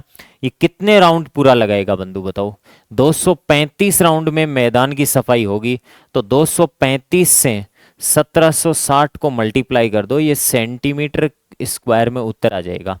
हाँ जी, मल्टीप्लाई कर दो इनको, चलो मल्टीप्लाई करते हैं बंधु। हाँ जी, तो 1760 है क्या, 176 को 235 से मल्टीप्लाई कर दो, 6 पंजे 30, 7 5 35 और 3 38, 5 और 3 8 इंटू 36 18 और 7 3 21 और 1 22, 3 और 2 5 इंटू मल्टीप्लाई, और 6 दूनी 12, 7 दूनी 14 और 1 15 और 2 और 1 कितना 3, ये लो टोटल कितना आ गया 0, 8 8 16 कैरी फॉरवर्ड कितना करेगा आपके पास में, सॉरी 0 आई गया, और 8 8 16, और 8 2 10 2 12, और एक 13 का 3, कैरी फॉरवर्ड कितना करेगा, 1 5 5 10 और 1 11, 3 और 1 4, और 1 0 वो ऊपर ऑलरेडी पड़ा है। तो इसको लिख सकते हैं 4136 गुणा 10 की पावर 2 सेंटीमीटर स्क्वायर। 10 की पावर 2 का मतलब 100 होता है, तो 4136 गुणा 10 की पावर कितनी, 2। कई बार ये 4136 गुणा 0 लिख देते हैं, यहाँ वाला 0 तो उतार लेते हैं, ये भूल जाते हैं। तो ऐसी गलती वाला ये ऑप्शन इसमें दिया हुआ भी है, ठीक है। नेक्स्ट इसके बाद में अगला, एक घनाभ की लंबाई, चौड़ाई और ऊंचाई का योग आपको 14 सेंटीमीटर दे रखा है। L plus B plus H कितना है मेरे बंधु? ये भी बड़ा सिंपल सा प्रश्न है, लेकिन ये वॉल्यूम कम और आइडेंटिटी ज्यादा है, ठीक है। हाँ जी, एक घनाभ की लंबाई, चौड़ाई, ऊंचाई का योग 14 सेंटीमीटर है। कुल पृष्ठीय क्षेत्रफल, घनाभ का कुल पृष्ठीय क्षेत्रफल होता है 2 गुणा L B plus A B H plus A H L. ये कुल पृष्ठीय क्षेत्रफल 96 दे रखा है। 2 का भाग लगा के 48 मत करना इसको। इसमें रखी जा सकने वाली अधिकतम लंबाई की छड़, अधिकतम लंबाई की छड़ होती है बंडू underroot L square plus A B square plus H square. विकिरण की माप होती है, ओके। किसकी माप होती है? विकिरण की माप होती है। तो एक आइडेंटिटी होती है बंधु, L plus B plus H, L plus B plus H का होल स्क्वायर बराबर L square plus B square plus H square plus 2 L B plus B H plus H L. क्योंकि आपके सिलेबस में सर्वसमीकाएं हैं, identities हैं, तो ये प्रश्न बन सकता है। L plus B plus H का वैल्यू ऑलरेडी कितना गिवन है? 14 है, तो 14 का स्क्वायर कर देंगे, okay. L square plus B square plus H square का मान हमें चाहिए प्लस है, ये 96 दे रखा है टोटल सरफेस एरिया। 14 का स्क्वायर 196 में से 96 घटाओगे कितना बचेगा? 100। 100 बराबर L square plus B square plus H square. ये विकिरण नहीं है, कई बार इसको अपन विकिरण समझ लेते हैं। विकिरण चाहिए तो दोनों तरफ क्या लगाना पड़ेगा? वर्गमूल, और 100 का वर्गमूल कितना आएगा? 10। इसका मतलब 10 सेंटीमीटर लंबी छड़ रख सकते हैं। नेक्स्ट इसके बाद में अगला क्वेश्चन क्या है दोस्तों? अगला है, एक घनाभ का आयतन दे रखा आपको 210, आयतन 210 दे रखा है। इसका मतलब एल बी एच का मान कितना दे रखा है? 210। कह रहा है इसका संपूर्ण पृष्ठीय क्षेत्रफल 214 है। संपूर्ण पृष्ठीय क्षेत्रफल होता है 2 L B plus A B H plus H L बराबर कितना दे रखा है? 214। और इसके आधार का क्षेत्रफल एल बी बराबर कितना दे रखा है? 42। एल बी बराबर कितना दे रखा है? 42। मेरे बंधु, आपको पूछा है कि इसकी विमाएं क्या क्या होगी, तो एक काम करता हूं, मैं इसको वेरीफाई करवाता हूं कौन से आयतन 210 आता है। कौन से 4 पंजो 20, 20 को 3 से गुणा करो 60, यहां से तो 210 नहीं आएगा। 6 पंजो 30, 30 को 120, ये भी आयतन नहीं आएगा। हाँ जी, 6 पंजो 30, 30 को 7 से गुणा करोगे 210, और इसकी लंबाई चौड़ाई का गुणनफल 7 6 42। और मैं और चेक करता हूं 214 आता है, 7 6 42 और 6 पंजो 30, 72, 72 और 7 5 35, 72 और 35 107, 107 का डबल 214। इससे तीनों विमाएं सेट हो रही है। यहां से 7 8 56, 56 को 6 से गुणा करोगे 210 आयतन नहीं आएगा। वेरीफाई करवा दिया मैंने, इसको बाई ऑप्शन कर दिया। कैसे कर दिया? बाई ऑप्शंस कर दिया। बाई ऑप्शंस करें इस प्रश्न को, ठीक बात है। और अगर कोई बच्चा कहता है कि मुझे इसके वैल्यूज निकालने हैं, बंधु इसमें क्यों खामका तू वैल्यूज में घुस रहा है? वैल्यूज ही अगर आपको निकालने हैं तो एक काम कर ले, एल बी बराबर 42 है, तो एल बी 42 है, एच बराबर 210 है। यहां से 21 का भाग 2 बार, 21 का भाग 10 बार, एच का मान कितना आएगा? 5। एक मान तो आपके पास में आ गया, एच का मान 5। एच का मान 5 आ गया है, तो फिर एल और बी के मान और निकाल दो आप। तो देखो एच का मान आपके पास में आ गया, तो ये देखो 2 एल बी, 2 एल बी कितना है ये वेरीफाई करवाना पड़ेगा आपसे। एल बी का मान नीचे पड़ा है 42, 2 इंटू 42 प्लस बी एच है। एच का मान आपके पास में कितना है मेरे बंधु? एच का मान आपके पास में है सॉरी 5 आई गया, तो B H 5 H sorry 5 B plus से 5 ही आपके पास में एल आ जाएगा, ठीक है। ओके, बराबर आ गया 214। यहाँ से एल प्लस बी का मान आ जाएगा 107, और 107 में से 42 घटा लेना और फिर 5 का भाग लगा देना, एल प्लस बी का मान। तो 107 और ये 5 कॉमन लेके एल प्लस बी लिख दूं, 2 का भाग 107 बार, और 107 में से बंधु आप 42 घटाओगे, 42 घटाओगे तो आपके पास में 2 तो घटा दिया, 107 में से 105 बच गया, 105 में से तो 65 बचेगा। कितना बचेगा? 65। तो मैं कह सकता हूं एल प्लस बी बराबर 13 पंजो 65, 13। एल प्लस बी का मान 13 कहां से आ रहा है? 7 और 6 ही 13 होता है, 6 5 11, 5 4 9, 8 7 15। इसका मतलब कई तरीकों से वेरीफाई करवा सकते हो आप, इतना लंबा चौड़ा इसको नहीं करना चाहिए। हाँ जी, आर त्रिज्या वाले खोखली गोली के अंतर्गत बड़े से बड़े घन का आयतन क्या होगा? इस आर त्रिज्या वाली कोई गोली है, इसके अंदर बड़े से बड़ा कोई घन बनाया जाता है। आर त्रिज्या की गोली में बड़े से बड़ा घन बनाया जाता है, तो इस घन का जो विकिरण होगा, इस घन का जो विकिरण होगा मेरे बंधु, घन का विकिरण, घन की प्रत्येक भुजा अगर ए है, घन की प्रत्येक भुजा अगर ए है तो ये विकिरण होता है √3a। और आर त्रिज्या वाली गोली है तो ये √3a इन त्रिज्याओं के योग के बराबर होगा आर प्लस आर के। इसका मतलब √3a घन का विकिरण होगा वो गोले का, गोले के अंतर्गत बना रहे हो तो गोले के व्यास के बराबर होगा 2r के बराबर। तो a का मान आएगा 2r बटे √3, आएगा कि नहीं आएगा? अब बताओ बंधु, इसे घन का आयतन, किसका आयतन? घन का आयतन, घन का आयतन होता है भुजा क्यूब। क्या होता है? भुजा क्यूब। यहां भुजा ए है तो ए क्यूब। तो बताओ बंधु, 2 की क्यूब 8r क्यूब बटे 3 √3 आ जाएगा। 8r क्यूब बटे 3 √3 कौन से ऑप्शन में है?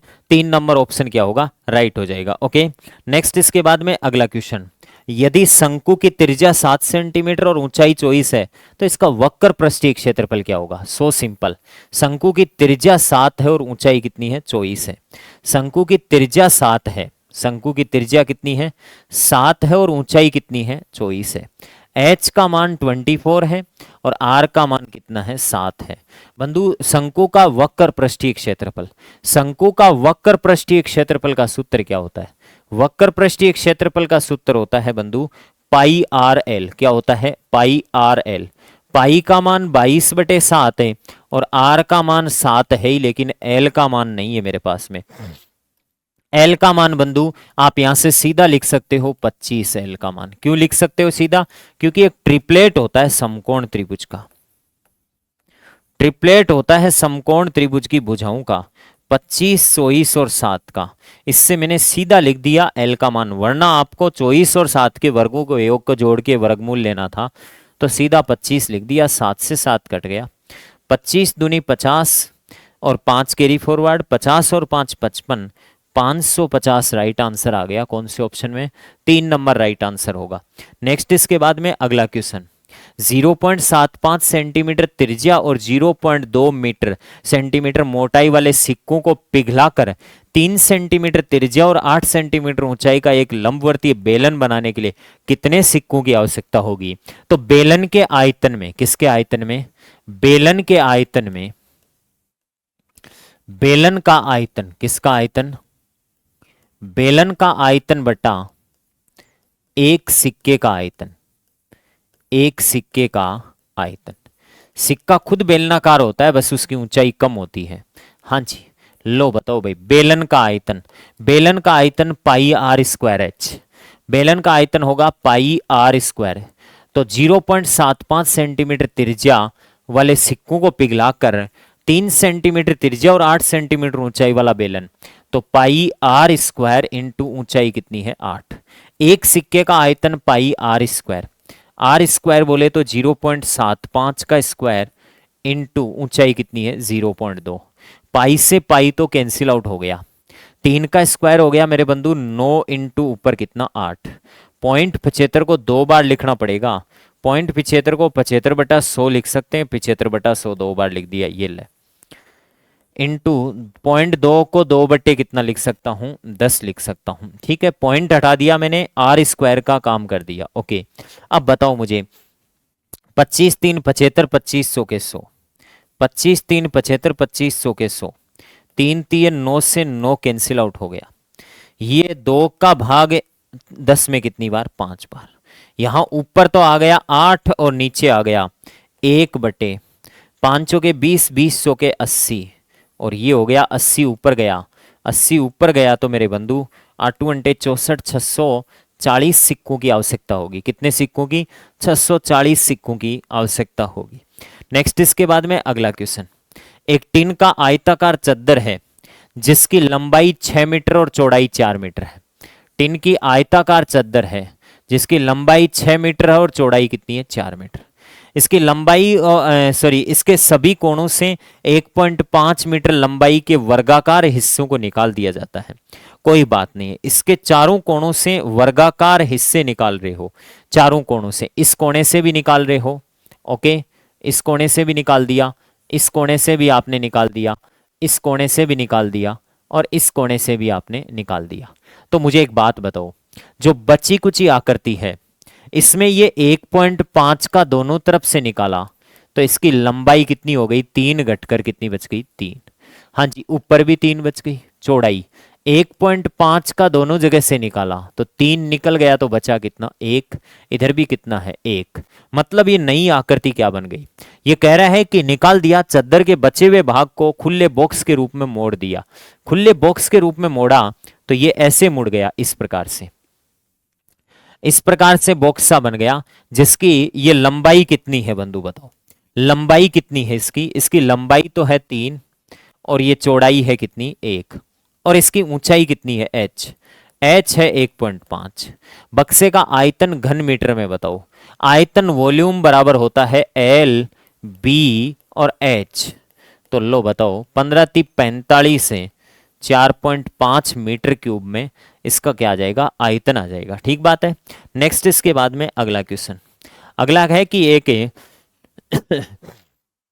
घन और घनाभ के आयतनों को मापने के लिए समान इकाई का उपयोग किया जाता है।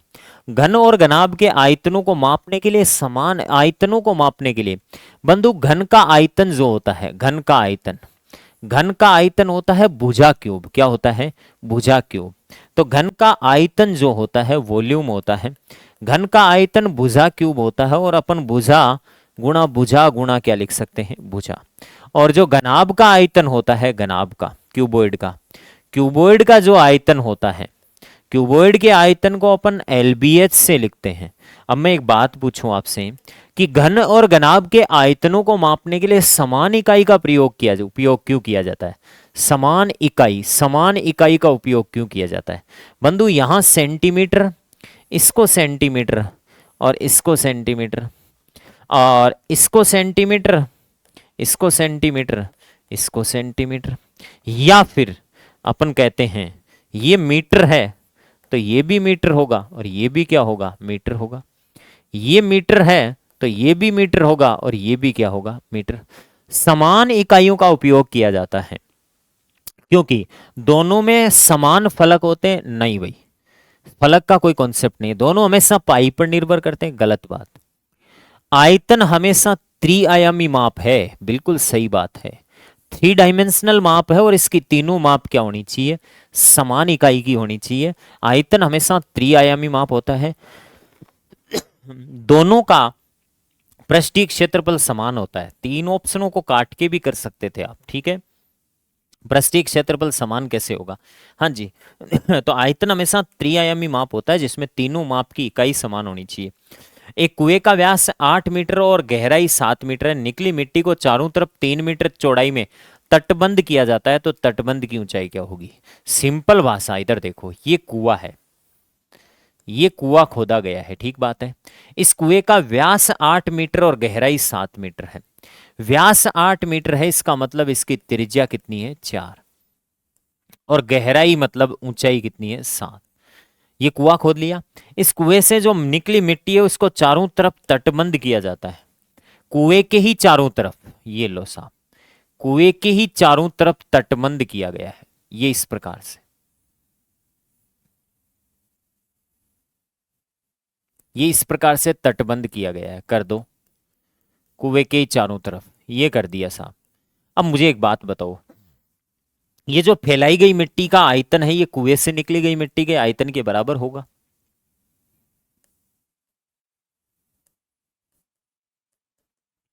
तटबंध में मिट्टी का आयतन बराबर कुएं से निकली मिट्टी। कुएं से निकली मिट्टी। कुएं से जो मिट्टी निकल रही है वो किस रूप में निकल रही है? बेलनाकार रूप में।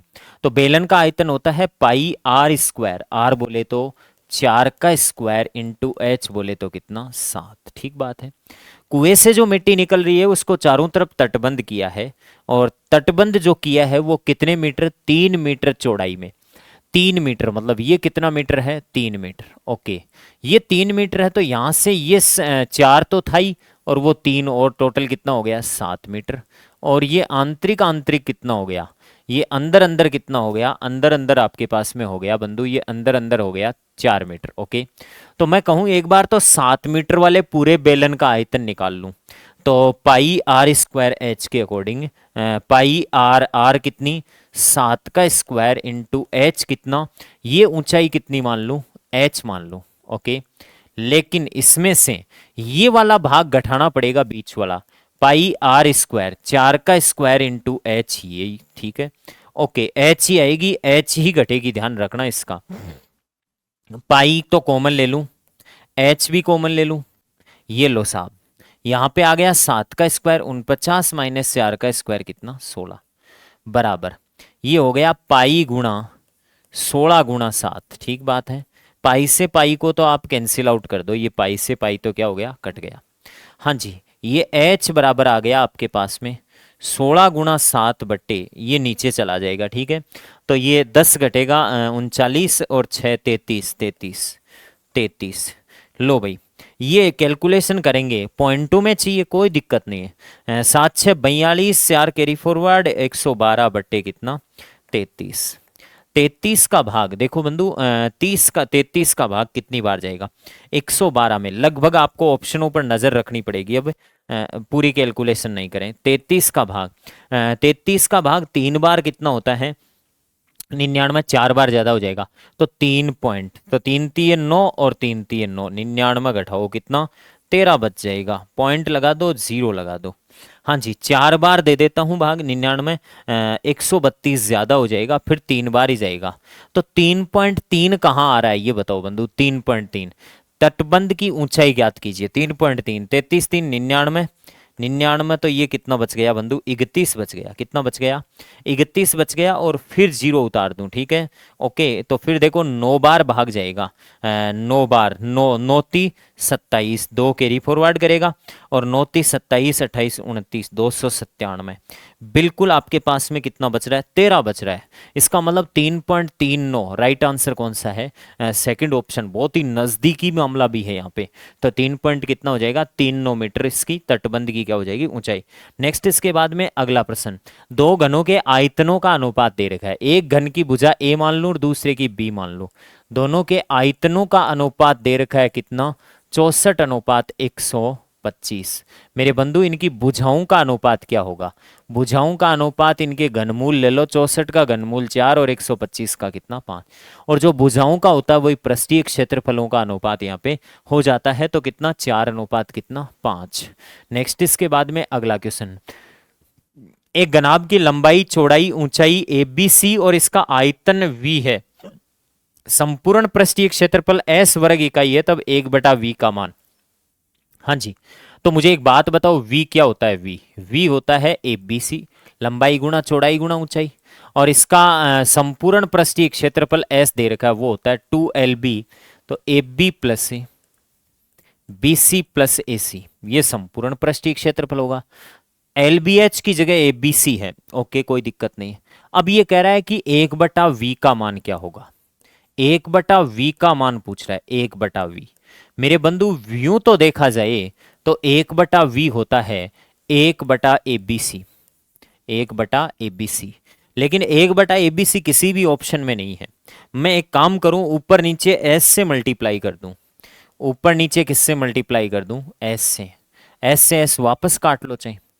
एक काम करता हूं, ऊपर वाले s का मान रख देता हूं, नीचे वाले s को पड़ा रहने देता हूं। ऊपर वाले s का मान है 2 into A B plus A, B C plus A C और नीचे वाले एस को पढ़ा रहने दूं मैं, sorry A B C into S, क्या हो जाएगा, ए बी सी तो है ही है, ए बी सी इंटू क्या पड़ा है, एस पड़ा है आपके पास में, ठीक है। अब मुझे एक बात बताओ, ये 2/s तो पड़ा रहने दूं, 2/s तो इस ए बी सी का अगर मैं भाग दे दूं, ए बी सी का भाग अगर इसमें पहले भाग में दूं, तो ये 1 क्या छोड़ेगा, सी, बी सी से बी सी कट जाएगा, दूसरे में 1/a, और तीसरे में ए सी से ए सी कट जाएगा 1/b, तो ये आ जाएगा 2/s, 2/a से 1/a plus 1/b plus 1/c, ये राइट आंसर हो जाएगा, ठीक बात है। या फिर आप एक काम कर लो, s का मान सब जगह रख दो, सब जगह s का मान रख दो ऑप्शनों में से, और 1/abc आ जाना चाहिए, वही सही होगा। नेक्स्ट इसके बाद में अगला, लकड़ी के एक बेलनाकार पाइप का आंतरिक व्यास और बाह्य व्यास दे रखा है। लकड़ी का एक बेलनाकार पाइप है, ये इस प्रकार से, ये एक लकड़ी का बेलनाकार पाइप है, ये लो, लकड़ी का एक बेलनाकार पाइप है इस प्रकार का, खोखला पाइप है, होलो सिलेंडर टाइप में है। इसका बाह्य व आंतरिक व्यास आपको दे रखा है। तो बेलनाकार पाइप का आंतरिक व्यास 24 है, आंतरिक व्यास 24 है तो इसकी त्रिज्या कितनी होगी, 12, और बाह्य व्यास 28 है तो इसकी त्रिज्या कितनी होगी, 14, ठीक बात है। ओके, अब कह रहा है कि पाइप की लंबाई 35 सेंटीमीटर है, लंबाई कितनी है, 35 सेंटीमीटर है।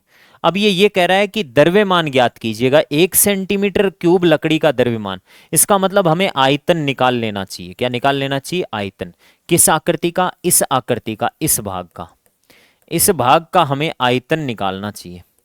इस भाग का क्या निकालना चाहिए बंधु, आयतन, ये वाले भाग का आयतन, खोखले को छोड़ दो।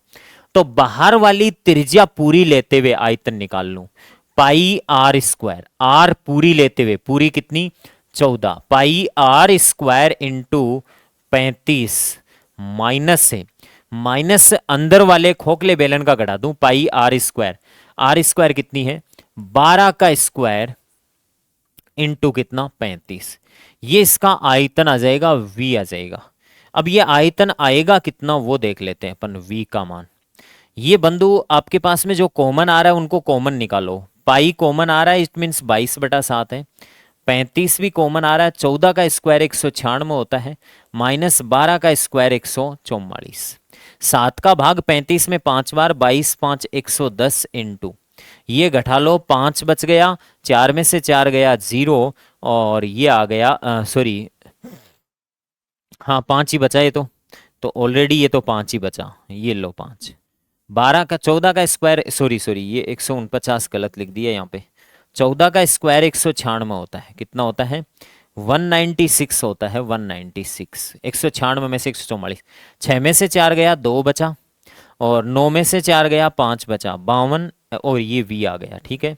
ये आ गया आपके पास में 0, 11 दूनी 22, 11 5 55 और 2 57, ये 5720 आ गया वॉल्यूम v, 5720 से सेंटीमीटर क्यूब आयतन आ गया। इस आयतन को 0.6 से मल्टीप्लाई कर दो, लकड़ी का द्रव्यमान पूछा है तो 5720 है, 5720 को 0.6 से मल्टीप्लाई कर दो, पॉइंट को 0 खा गया, 6 दूनी 12, 7 6 42 और 1 43, कैरी फॉरवर्ड कितना करेगा, 4, 6 पंजो 30 और 4 कितना, 34, तो 34 32 कौन से ऑप्शन में है, सी ऑप्शन राइट हो जाएगा। नेक्स्ट इसके बाद में अगला क्वेश्चन क्या है कि एक घन के विकिरण की लंबाई आपको दे रखी है, ठीक बात है। एक घन के विकिरण की लंबाई, घन का विकिरण होता है √3 गुणा भुजा, बराबर आपको दे रखा है √ में 147। मुझे यहां से इसकी भुजा निकालनी है, √3a बराबर, इसको मैं लिख सकता हूं मेरे बंधु, सॉरी 21 7 147 होता है कि नहीं होता है, 7 दूनी 14, 7 एकम 7, और ये लो मेरे पास में आ गया 7।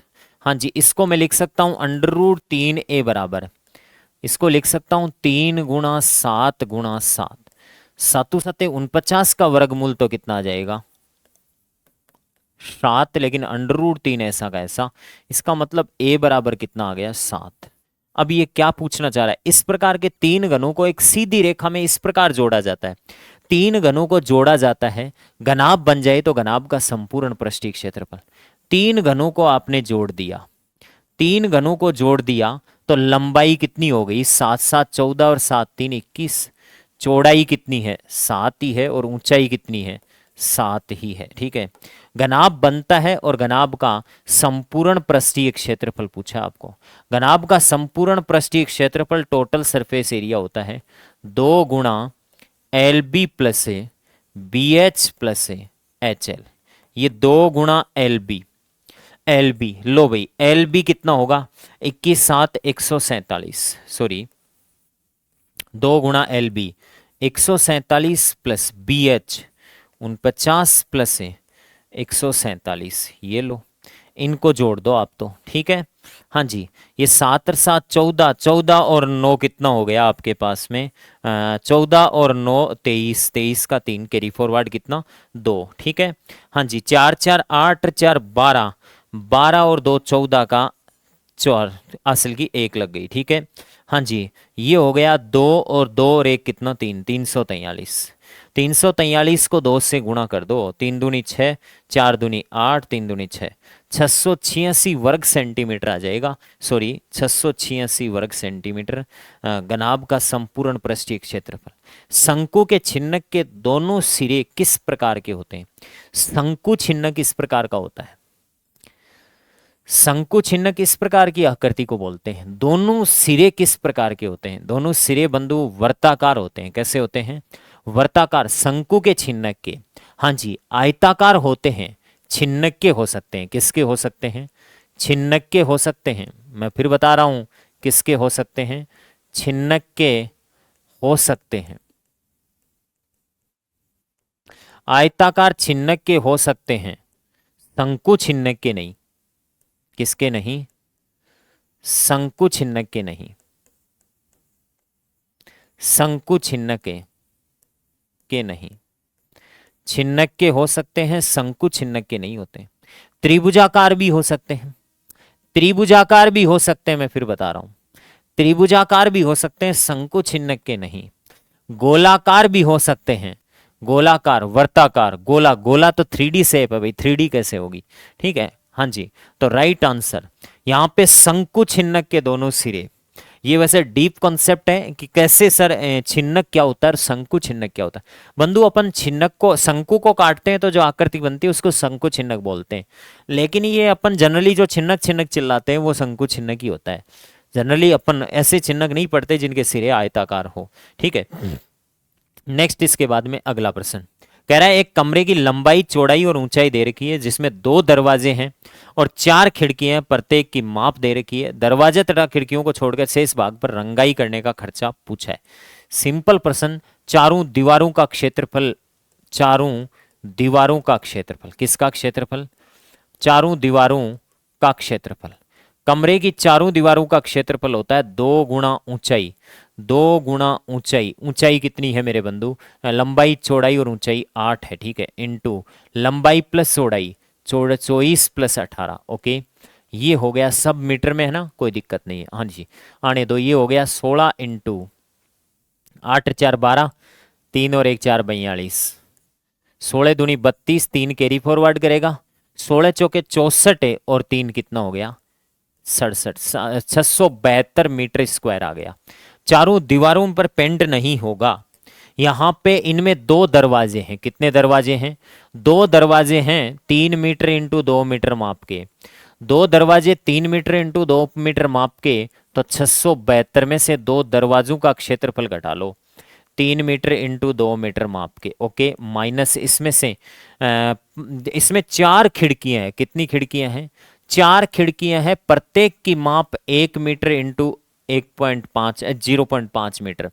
तो 4 खिड़कियां हैं, प्रत्येक की माप 1 मीटर इंटू 1/2 मीटर माप की है। ये घटा लो। ठीक है, तो बंधु बताओ 672 में से ओवरऑल कितना घट जाएगा, 3 दूनी 6, 6 दूनी 12, माइनस ये और 2 और घट गया। ठीक है, तो ये टोटल कितना घट गया आपके पास में, 672 में से 12 घटाया 60, 60 में से 600 कितना 58।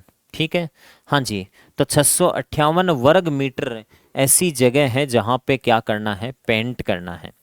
658 वर्ग मीटर पे पेंट करना है 16.5 रुपए प्रति वर्ग मीटर की दर से। हाँ जी, पेंट करने का कुल खर्चा आपको बताना है। लो भाई बताओ, कुल खर्चा आपको बताना है, खर्चा बताना है। थोड़ी सी कैलकुलेशन जरूर दी है इसने। 658 को मल्टीप्लाई कर लो आप प्रति वर्ग मीटर, 16.5 से गुणा कर लो। किससे गुणा कर लो? 16.5 से गुणा कर लो। मेरे बंधु ये कितना वैल्यू आएगा? इकाई का अंक बता देगा। इकाई का अंक तो सॉरी 4 है, 0 आएगा। चलो ठीक है, मल्टीप्लाई कर ही लेते हैं। हाँ, 658 को मल्टीप्लाई कर लो आप, 165 से मल्टीप्लाई करो। 5 8 40 से 5 5 25 और 4 29, 2 कैरी फॉरवर्ड करेगा। हाँ जी, 6 5 30 और 2 32 इंटू, हाँ जी 6 8 48, 6 5 30 और 4 34 और 6 6 36 और ये 39 इंटू। लो भाई, ये हो गया 8 5 और 6, जोड़ दो सबको 0। 9 और 8 17 का 7, 7 देख लो किसमें, 2 में आ रहा है क्या? ठीक है कोई बात नहीं।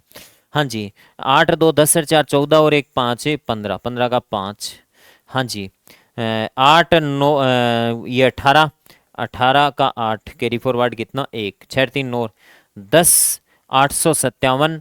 तो 10 857 कौन से ऑप्शन में? फोर्थ ऑप्शन में है।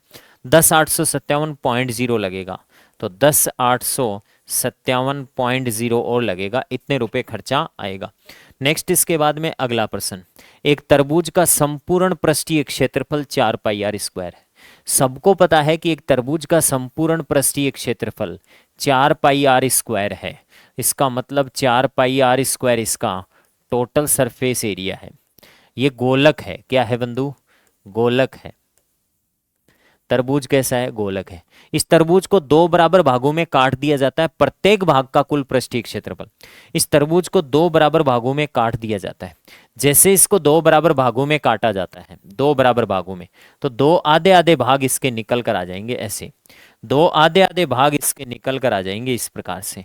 हाँ जी, प्रत्येक एक क्या बनेगा? अर्धगोला बनेगा। क्या बनेगा? अर्धगोला बनेगा। और प्रत्येक अर्धगोला बनेगा तो प्रत्येक भाग का कुल पृष्ठीय क्षेत्रफल, इसका कर्वड सरफेस एरिया तो कितना होता है? 2 पाई आर स्क्वायर होता है। कितना? 2 पाई आर स्क्वायर। लेकिन इसका टोटल सरफेस एरिया कितना होता है? 3 पाई आर स्क्वायर होता है। कह रहा है कि एक गोले को 2 बराबर भागों में काट दिया जाए तो प्रत्येक भाग पहली बात तो कैसा बनेगा? प्रत्येक भाग अर्धगोला बनेगा। अर्धगोले का कुल क्षेत्रफल कितना होगा? कुल क्षेत्रफल तो यही होगा। और 3 पाई आर स्क्वायर कौन से ऑप्शन में है? 2 नंबर ऑप्शन क्या होगा? राइट होगा। नेक्स्ट है, एक ऐसा बहुफलक जिसमें 5 सतह 6 कोने हो, किनारों की संख्या। आइलर सूत्र होता है बंधु v प्लस एफ बराबर E+2 होता है कि नहीं होता है आइलर सूत्र? हाँ जी, v का मतलब होता है वर्टेक्स कोने। तो v का मतलब वर्टेक्स कोने, और यहाँ पे कोने कितने हैं? वर्टेक्स। v का मतलब वर्टेक्स होते हैं, सतह का मतलब फेस होते हैं।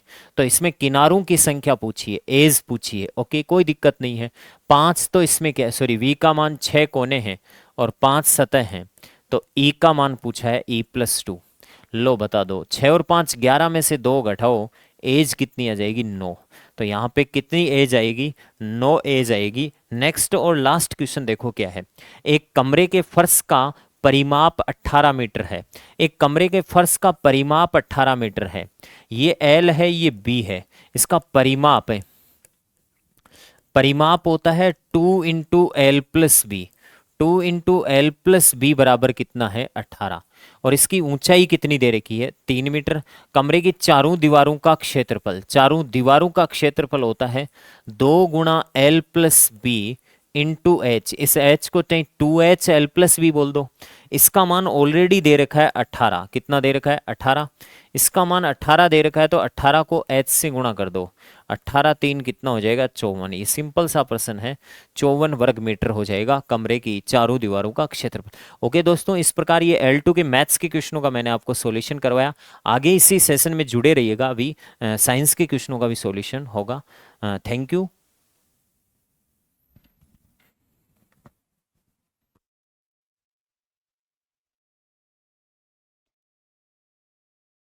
हेलो। हाँ भाई, सभी को नमस्कार। देखिए, अपने 116 नंबर क्वेश्चन है किसका, टास्क आधारित शिक्षक ग्रेड 3 का, ठीक है, जो पेपर आपका अभी होना है। तो देखो, चुने के संदर्भ में निम्नलिखित कथनों पर विचार कीजिए। तो पहला पहला स्टेटमेंट क्या कह रहा है, कैल्शियम ऑक्साइड को बिना बुझा हुआ चूना कहते हैं। अब कैल्शियम ऑक्साइड क्या है, कैल्शियम कार्बोनेट से आपको गर्म करके बनाना होता है calcium oxide plus plus CO2। तो ये जो बनेगा इसको बोलते हैं क्विक लाइम। क्या बोलते हैं, क्विक लाइम या बिना बुझा हुआ चूना, ठीक है। तो ये बिना बुझा हुआ चूना कहते हैं कैल्शियम ऑक्साइड को, ये बात ठीक है। दूसरा, बुझे हुए चूने के विलयन से दीवारों की सफ़ेदी करने पर 2-3 दिन बाद कैल्शियम कार्बोनेट का निर्माण होता है। तो 2-3 दिन बाद कैल्शियम कार्बोनेट का निर्माण होता है, मतलब वापस से ये क्या होगा, एनवायरनमेंट की, अब पानी, चूने का पानी होगा कैल्शियम हाइड्रोक्साइड। अब ये कहाँ से मिला, ये कैल्शियम ऑक्साइड के अंदर आपने पानी मिक्स किया तो कैल्शियम हाइड्रोक्साइड बनेगा। ये है चूने का पानी, जिसको हम बोलते हैं लाइम वाटर। क्या बोलते हैं, लाइम वाटर। अब ये अपन सफ़ेदी करते हैं दीवार के ऊपर, और सफ़ेदी करेंगे तो एनवायरनमेंट की जो कार्बन डाइऑक्साइड है उससे ये रिएक्ट करेगा, और रिएक्ट करके वापस क्या बना देगा, कैल्शियम कार्बोनेट, और जिसकी वजह से ये वाइट कलर हमें दिखाई देता है, ठीक है। उपरोक्त में से कौन से सही हैं, तो ये आपको बताना है। तो इसके अंदर आपको देखना है केवल एक, तो एक तो सही है, फिर केवल दो, ये भी सही है, केवल एक और दो, दोनों, तो दोनों सही है, नहीं कि एक और दो, ठीक है। नहीं ये तो कौन सा हो जाएगा, सी ऑप्शन हो जाएगा इसका। कर लेंगे, तो दोनों ही राइट हैं, तो ये आपका कौन सा हो जाएगा, दूसरा, तीसरा ऑप्शन, ठीक है। दूसरा नहीं, कौन सा है, सी ऑप्शन है, ठीक है। अगला, निम्नलिखित रासायनिक अभिक्रिया को, रासायनिक समीकरण को संतुलित करने पर Fe Fe3O4 और H2 के गुणांक क्रमशः होंगे।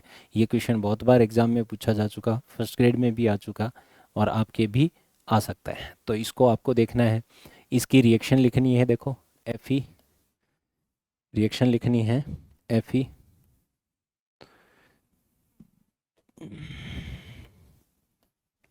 Fe plus H2O equal to Fe3O4 और प्लस H2। तो देखो, इस रिएक्शन को आपको संतुलित करना है, संतुलित करके और इसके गुणांक लिखने हैं आपको। तो देखो, ये Fe heat and trial method है। संतुलित करने का जो मेथड है वो कौन सा है, heat and trial method, heat and trial method, ठीक है। हीट एंड ट्रायल मेथड विधि से हम पर करेंगे। Fe कितने हैं यहाँ पर, 3, तो इस साइड कम है, तो ये हो गए कितने, 3। अब ऑक्सीजन देखिए, यहाँ कितने दिख रहे हैं आपको, 4, इस साइड कितना दिख रहा है, 1, तो ये कितने हो गए, 4, समझ गए। तो ये कितने हो गए, 4, ओके। इस तरह से आपको ये करना है। तो Fe के कितने, 3, H2O के कितने, 4, Fe3O4 का कितना, 1, और हाइड्रोजन के कितने, 4। ये ऑप्शन चेक करो, 3414, तो ये भी नहीं है, कौन सा हो जाएगा, 3414, ऑप्शन नंबर 2 राइट आंसर हो जाएगा आपका, ठीक है। अगला, निम्नलिखित में से कौन सा कथन असत्य है, रोंग को पहचानना है आपको, गलत स्टेटमेंट को पहचानना है।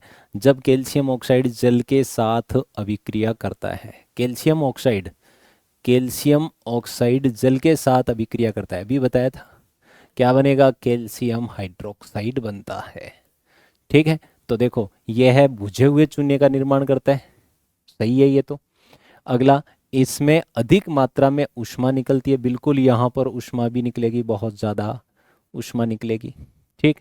अगला, यह है ये वियोजन नहीं है, ये है वियोजन, यहाँ पर क्या लिखा है, वियोजन अभिक्रिया, ठीक है। यह वियोजन अभिक्रिया का उदाहरण है। वियोजन का मतलब डिसोसिएशन। तो वियोजन क्या होता है, एक से दो या अधिक का बनना, लेकिन यहाँ हो रहा है क्या, देखो, यहाँ कैल्शियम ऑक्साइड और पानी दोनों ऐड होके और कैल्शियम हाइड्रोक्साइड बना रहे हैं, इसका मतलब संयोजन है, वियोजन नहीं है। संतुलित रासायनिक अभिक्रिया समीकरण में कैल्शियम ऑक्साइड जल और प्राप्त उत्पाद के गुणांक 1 होंगे। तो इनके गुणांक देखो, जल का भी गुणांक 1 है और उत्पाद का गुणांक भी 1 है और कैल्शियम ऑक्साइड का भी कितना है, 1 है। तीनों के गुणांक क्या है, 1 है। ये बात भी ये कह रहा है, इसका मतलब ये भी सही है। तो ये दो ऑप्शन तो, ये तीन ऑप्शन तो क्या है, सही, और ये एक गलत है। आपको पूछ क्या रहा है, गलत, इसका मतलब आंसर कौन सा हो जाएगा, सी ऑप्शन इसका आंसर हो जाएगा। वियोजन नहीं है, ये क्या है, संयोजन अभिक्रिया का उदाहरण है। तो कौन सी अभिक्रिया है, ये संयोजन अभिक्रिया का उदाहरण है। कौन सी रिएक्शन, एडिशन रिएक्शन का, एडिशन रिएक्शन का एग्जाम्पल है।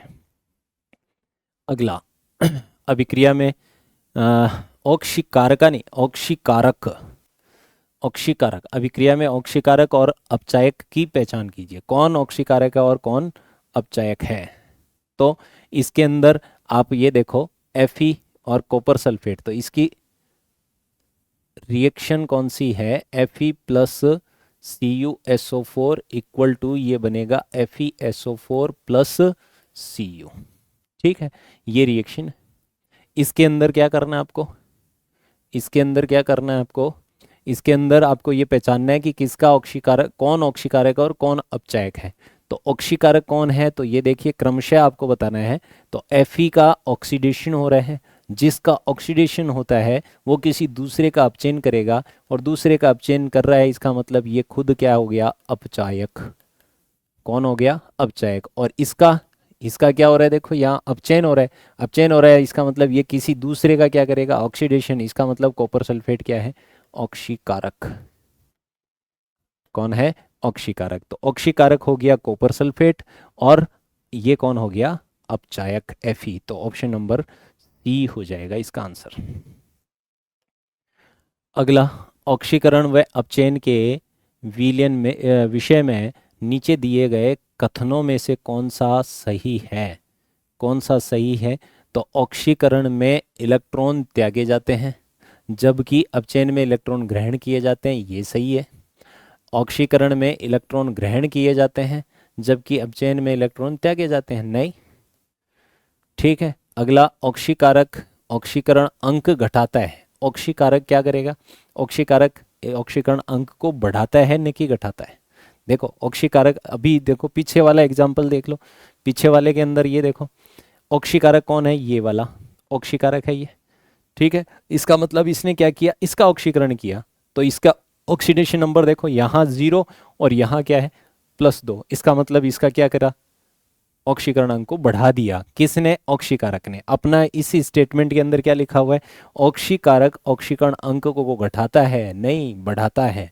जबकि अवकरण अपचयन, अपचयन, अपचयन ऑक्सीकरण अंक को बढ़ाता है, नहीं, ये क्या करेगा, घटाएगा। अवकरण नहीं है, ये क्या है, अपचयन। ऑक्सीकारक ऑक्सीकरण संख्या को बढ़ाता है, जबकि अपचयन, ये अपचायक, अपचायक, अपचायक, और यहाँ भी अपचायक है, अपचायक। ठीक है, ऑक्सीकरण संख्या को घटाता है। ठीक है, ये बात सही है। जो अभी देखा था अपन ने पीछे वाला एग्जांपल, पीछे वाले पे देखो, ये ऑक्सीकारक है, कौन, कॉपर सल्फेट ऑक्सीकारक है, इसने इसका क्या किया, ऑक्सीकरण, इसका मतलब इसका ऑक्सीडेशन अंक बढ़ा। लेकिन ये क्या है, अपचायक, इसने इसका अपचयन किया, तो ये +2 से किस में गया, 0 में। तो कमी हो रही है कि नहीं हो रही। तो अपचायक क्या करता है, ऑक्सीकरण अंक में कमी करता है, और ऑक्सीकारक क्या करता है, ऑक्सीकरण अंक में वृद्धि करता है। तो ये बात आपको ध्यान रखना है। अब ये कह रहा है कि नीचे दिए गए कथनों का सही है, इनका आपको चूज करना है। तो पहला ऑप्शन सही है, एक तो पहला सही है और एक चौथा सही है, 1 और 4। तो देखो 1 और 4, ये डी ऑप्शन इसका राइट आंसर हो जाएगा। ठीक है, कौन सा हो जाएगा, राइट आंसर 1 और 4। अगला, निम्नलिखित में से कौन सी द्विविस्थापन अभिक्रिया है या अभिक्रियाएं हैं। तो देखो ये Pb और CuCl2, PbCl2 और फिर Cu। तो ये कौन सा है, एक ने प्रतिस्थापन किया इसका, तो ये कौन सी अभिक्रिया है, विस्थापन। कौन सी अभिक्रिया है, ये विस्थापन। Na2SO4 BaCl2, आपको पता है इसमें से ये वाला इसको हटा रहा है, ये इसको हटा रहा है, इसका मतलब एक दूसरे में एक्सचेंज हो रहे हैं, तो इसको बोलेंगे द्विविस्थापन। ये कौन सा है, द्विविस्थापन। C+O2 CO2, तो ये कौन सा है, योगात्मक या योगशील अभिक्रिया या एडिशन रिएक्शन। ऐसे ही ये कौन सा है, इसमें देखो CH4 और O2, तो इसमें O2 आ गया, H बाहर निकल गया, तो ये भी कौन सी है, ये कौन सी है, प्रतिस्थापन। लेकिन देखो ऑक्सीजन भी आ रही है, इधर भी ऑक्सीजन आ रही है, तो ये इनमें से नहीं है, तो इसको आप कौन सा ऑप्शन देंगे, ऑप्शन नंबर 2। तो ये आ जाएगा कौन सा, केवल 2। द्विविस्थापन पूछा है तो द्विविस्थापन में 2 आ जाएगा। अगला, नीचे दिए गए अभिक्रिया के संबंध में कौन सा कथन सही नहीं है पूछा है। अब सही नहीं है तो PbO plus C equal to Pb plus CO2। अब देखो सीसा अपचयित हो रहा है, तो देखो पहले रिएक्शन है अपनी PbO plus C equal to 2Pb plus CO2। आप ये देखिए Pb, अब इसका क्या हो रहा है, देखो रिडक्शन, तो ये यहाँ पर क्या हुआ, अपचयन, ये यहाँ पर क्या हुआ, ऑक्सीडेशन, ये क्या हुआ, ऑक्सीकरण, ये क्या हुआ इधर, अपचयन, वो हुआ ऑक्सीकरण। अब आप देखिए कि यहाँ अपचयन हुआ है, इसका मतलब सीसा अपचयित हो रहा है। सीसा, ये रहा सीसा और ये है लेड ऑक्साइड, शीशे का ऑक्साइड, तो ये अपचयित हो रहा है क्या, नहीं, तो ये स्टेटमेंट तो सही नहीं है। दूसरा, कार्बन अपचयित हो रहा है, देखो ये कार्बन है, ये इधर से इधर जा रहा है, तो ये ऑक्सीकृत हो रहा है, न कि अपचयित हो रहा है, तो ये भी क्या हो गया, गलत हो गया।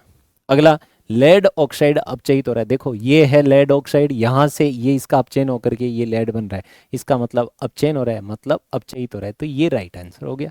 कौन कौन सा गलत है, नहीं सही नहीं है ये पूछ रहा है, इसका मतलब पहला और दूसरा गलत है, तो केवल 1 और 2, 1 3, हाँ पहला हो गया आंसर, 1 और 2।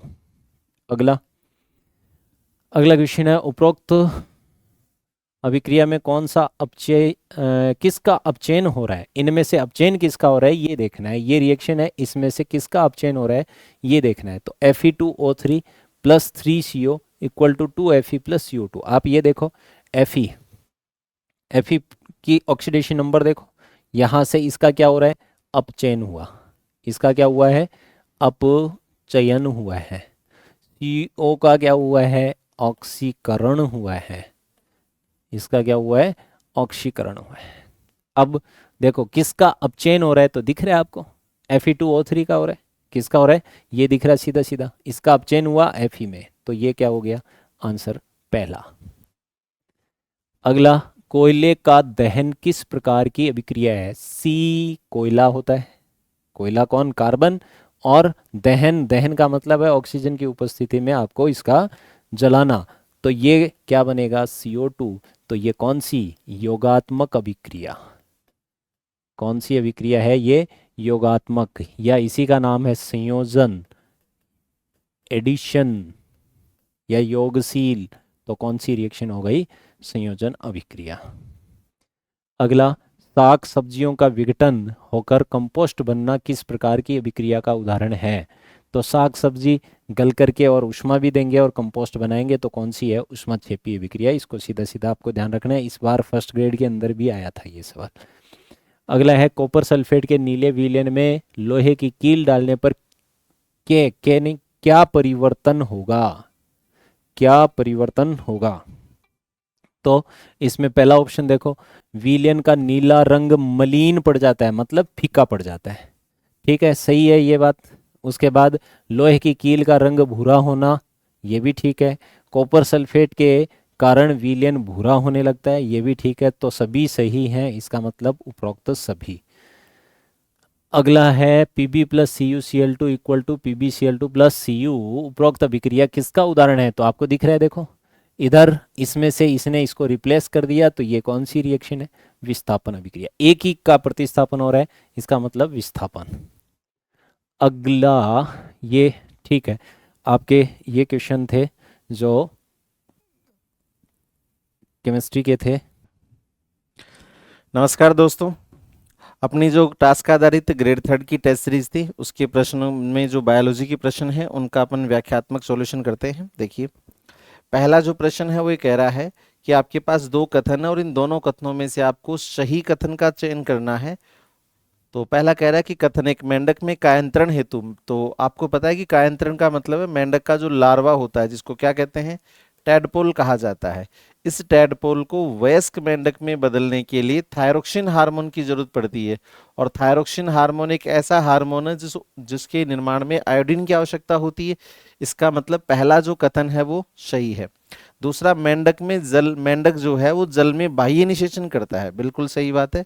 बाह्य निषेचन का मतलब होता है शरीर के बाहर निषेचन। तो मेंढक में क्या होता है कि जो फीमेल मेंढक होती है वो पानी के अंदर अंडाणु छोड़ देती है, और जो मेल मेंढक होता है वो उन अंडाणुओं पर शुक्राणुओं को छोड़ता है।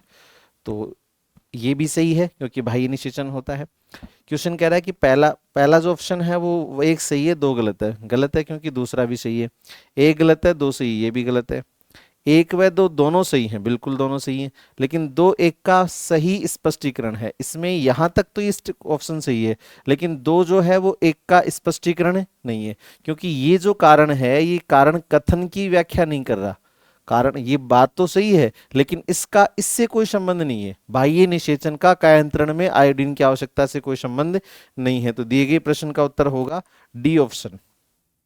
ये बड़ा ही अच्छा प्रश्न है, क्योंकि अगर इस प्रश्न के पहले दूसरे ऑप्शन में ये दिया होता कि एक और दो दोनों सही है, तो 99% बच्चे वहीं टिक करते, क्योंकि वो कथन कारण नहीं समझते, फिर दोनों को कथन समझते और दोनों कथन सही है। बात सही है कि दोनों कथन सही है, लेकिन यहाँ पे स्पष्टीकरण की बात कह रहा है, कथन और कारण कह रहा है। तो जो दूसरे जो स्टेटमेंट के अंदर कारण दे रखा है वो फर्स्ट स्टेटमेंट की व्याख्या नहीं कर रहा। तो डी ऑप्शन आपका सही है। काफी अच्छा प्रश्न ये माना जाएगा। सुमेलित करना है तो विटामिन, तो देखिए कौन सा विटामिन है। पेप्सिन हमें पता है एंजाइम है, ठीक है। विटामिन इनमें से दे रखा है केरेटिन, कैरोटीन विटामिन ए होता है। टेस्टोस्टेरोन जो है वो हार्मोन है, ठीक है। और केरेटिन प्रोटीन होता है जो नाखून, त्वचा, बाल, सिंग, खुर में पाया जाता है। और कैरोटीन विटामिन ए का नाम है। तो देखिए 2 1 4 3, 2 1 4 3 सेकेंड ऑप्शन जो है वो आपका सही उत्तर है। जनन क्षमता में वृद्धि करने वाला, तो पुरुषों में जनन क्षमता में वृद्धि करने वाला एक ही हार्मोन है, टेस्टोस्टेरोन। पुरुषों में लैंगिक हार्मोन एक ही होता है, टेस्टोस्टेरोन, जो जनन क्षमता में वृद्धि करता है। इस टेस्टोस्टेरोन हार्मोन के निर्माण के लिए पीयूष ग्रंथि द्वारा स्रावित एलएच हार्मोन उत्तरदायी होता है। और याद रखना, टेस्टोस्टेरोन हार्मोन को एंड्रोजन भी कहते हैं। टेस्टोस्टेरोन हार्मोन को एंड्रोजन हार्मोन भी कहा जाता है। तो आपका जो बी ऑप्शन है वो आपका सही उत्तर है। निम्नलिखित में से कौन सा हार्मोन अग्नाशय द्वारा स्रावित नहीं होता। तो आपको पता है कि अग्नाशय ग्रंथि की जो एंडोक्राइन पार्ट होता है उसमें अल्फा बीटा गामा 3 कोशिकाएं होती हैं, जिनसे ग्लूकागोन, इंसुलिन और सोमेटोस्टेटिन हार्मोन स्रावित होता है। तो सोमेटोस्टेटिन स्रावित होता है, ग्लूकागोन स्रावित होता है, इंसुलिन स्रावित होता है, ये स्रावित नहीं होता।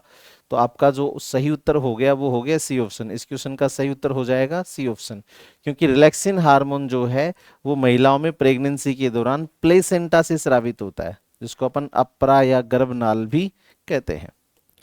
अगला जो प्रश्न है वो क्या कह रहा है, वो कह रहा है गर्भधारण परीक्षण में मूत्र में किस हार्मोन की उपस्थिति का परीक्षण किया जाता है।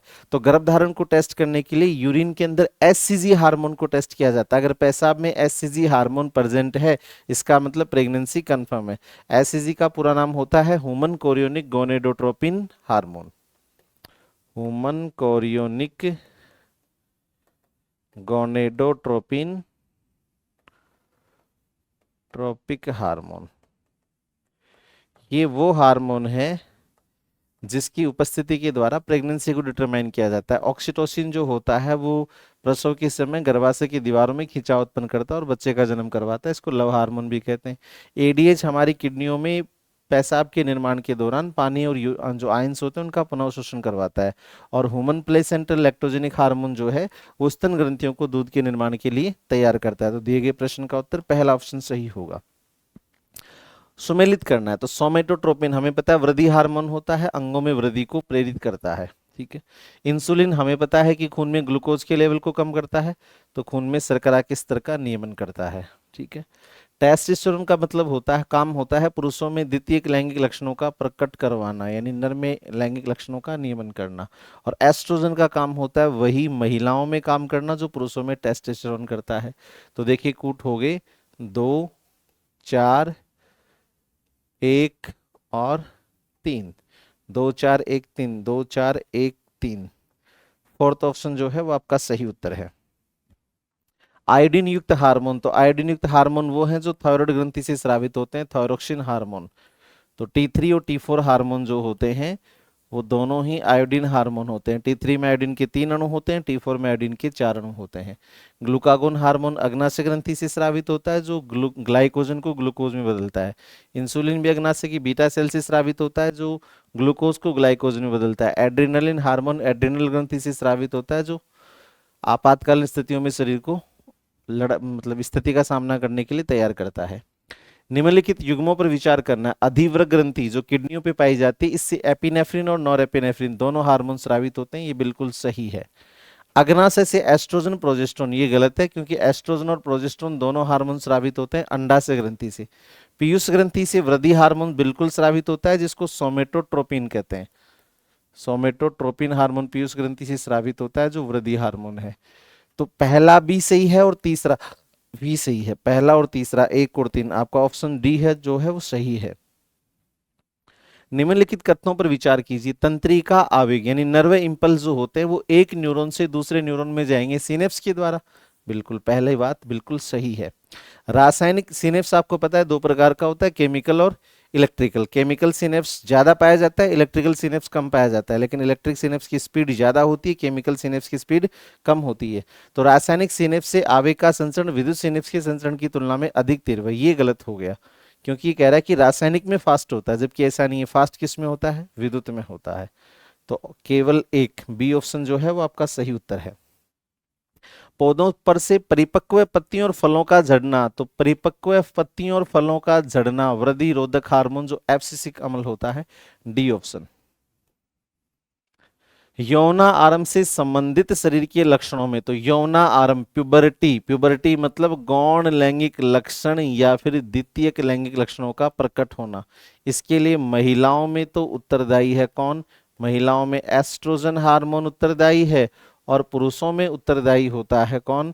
पुरुषों में है टेस्टोस्टेरोन हार्मोन। महिलाओं में एस्ट्रोजन और पुरुषों में टेस्टोस्टेरोन हार्मोन, ये पुरुषों में है। ये टेस्टोस्टेरोन हार्मोन पुरुषों में वृषण ग्रंथि से स्रावित होता है, और ये एस्ट्रोजन हार्मोन महिलाओं में अंडाशय ग्रंथि की ग्राफिन पुट्टिका से मैक्सिमम सीक्रेट होता है। तो देखिए थायराइड ग्रंथि बिल्कुल गलत बात है, प्यूबर्टी से थायराइड ग्रंथि का कोई संबंध नहीं है। वृषण से टेस्टोस्टेरोन और अंडाशय से एस्ट्रोजन, सेकंड ऑप्शन आपका सही है। तो ये आज के आपके प्रश्न थे। मुझे उम्मीद है कि ये व्याख्या आपके लिए काफी उपयोगी साबित होगी। धन्यवाद।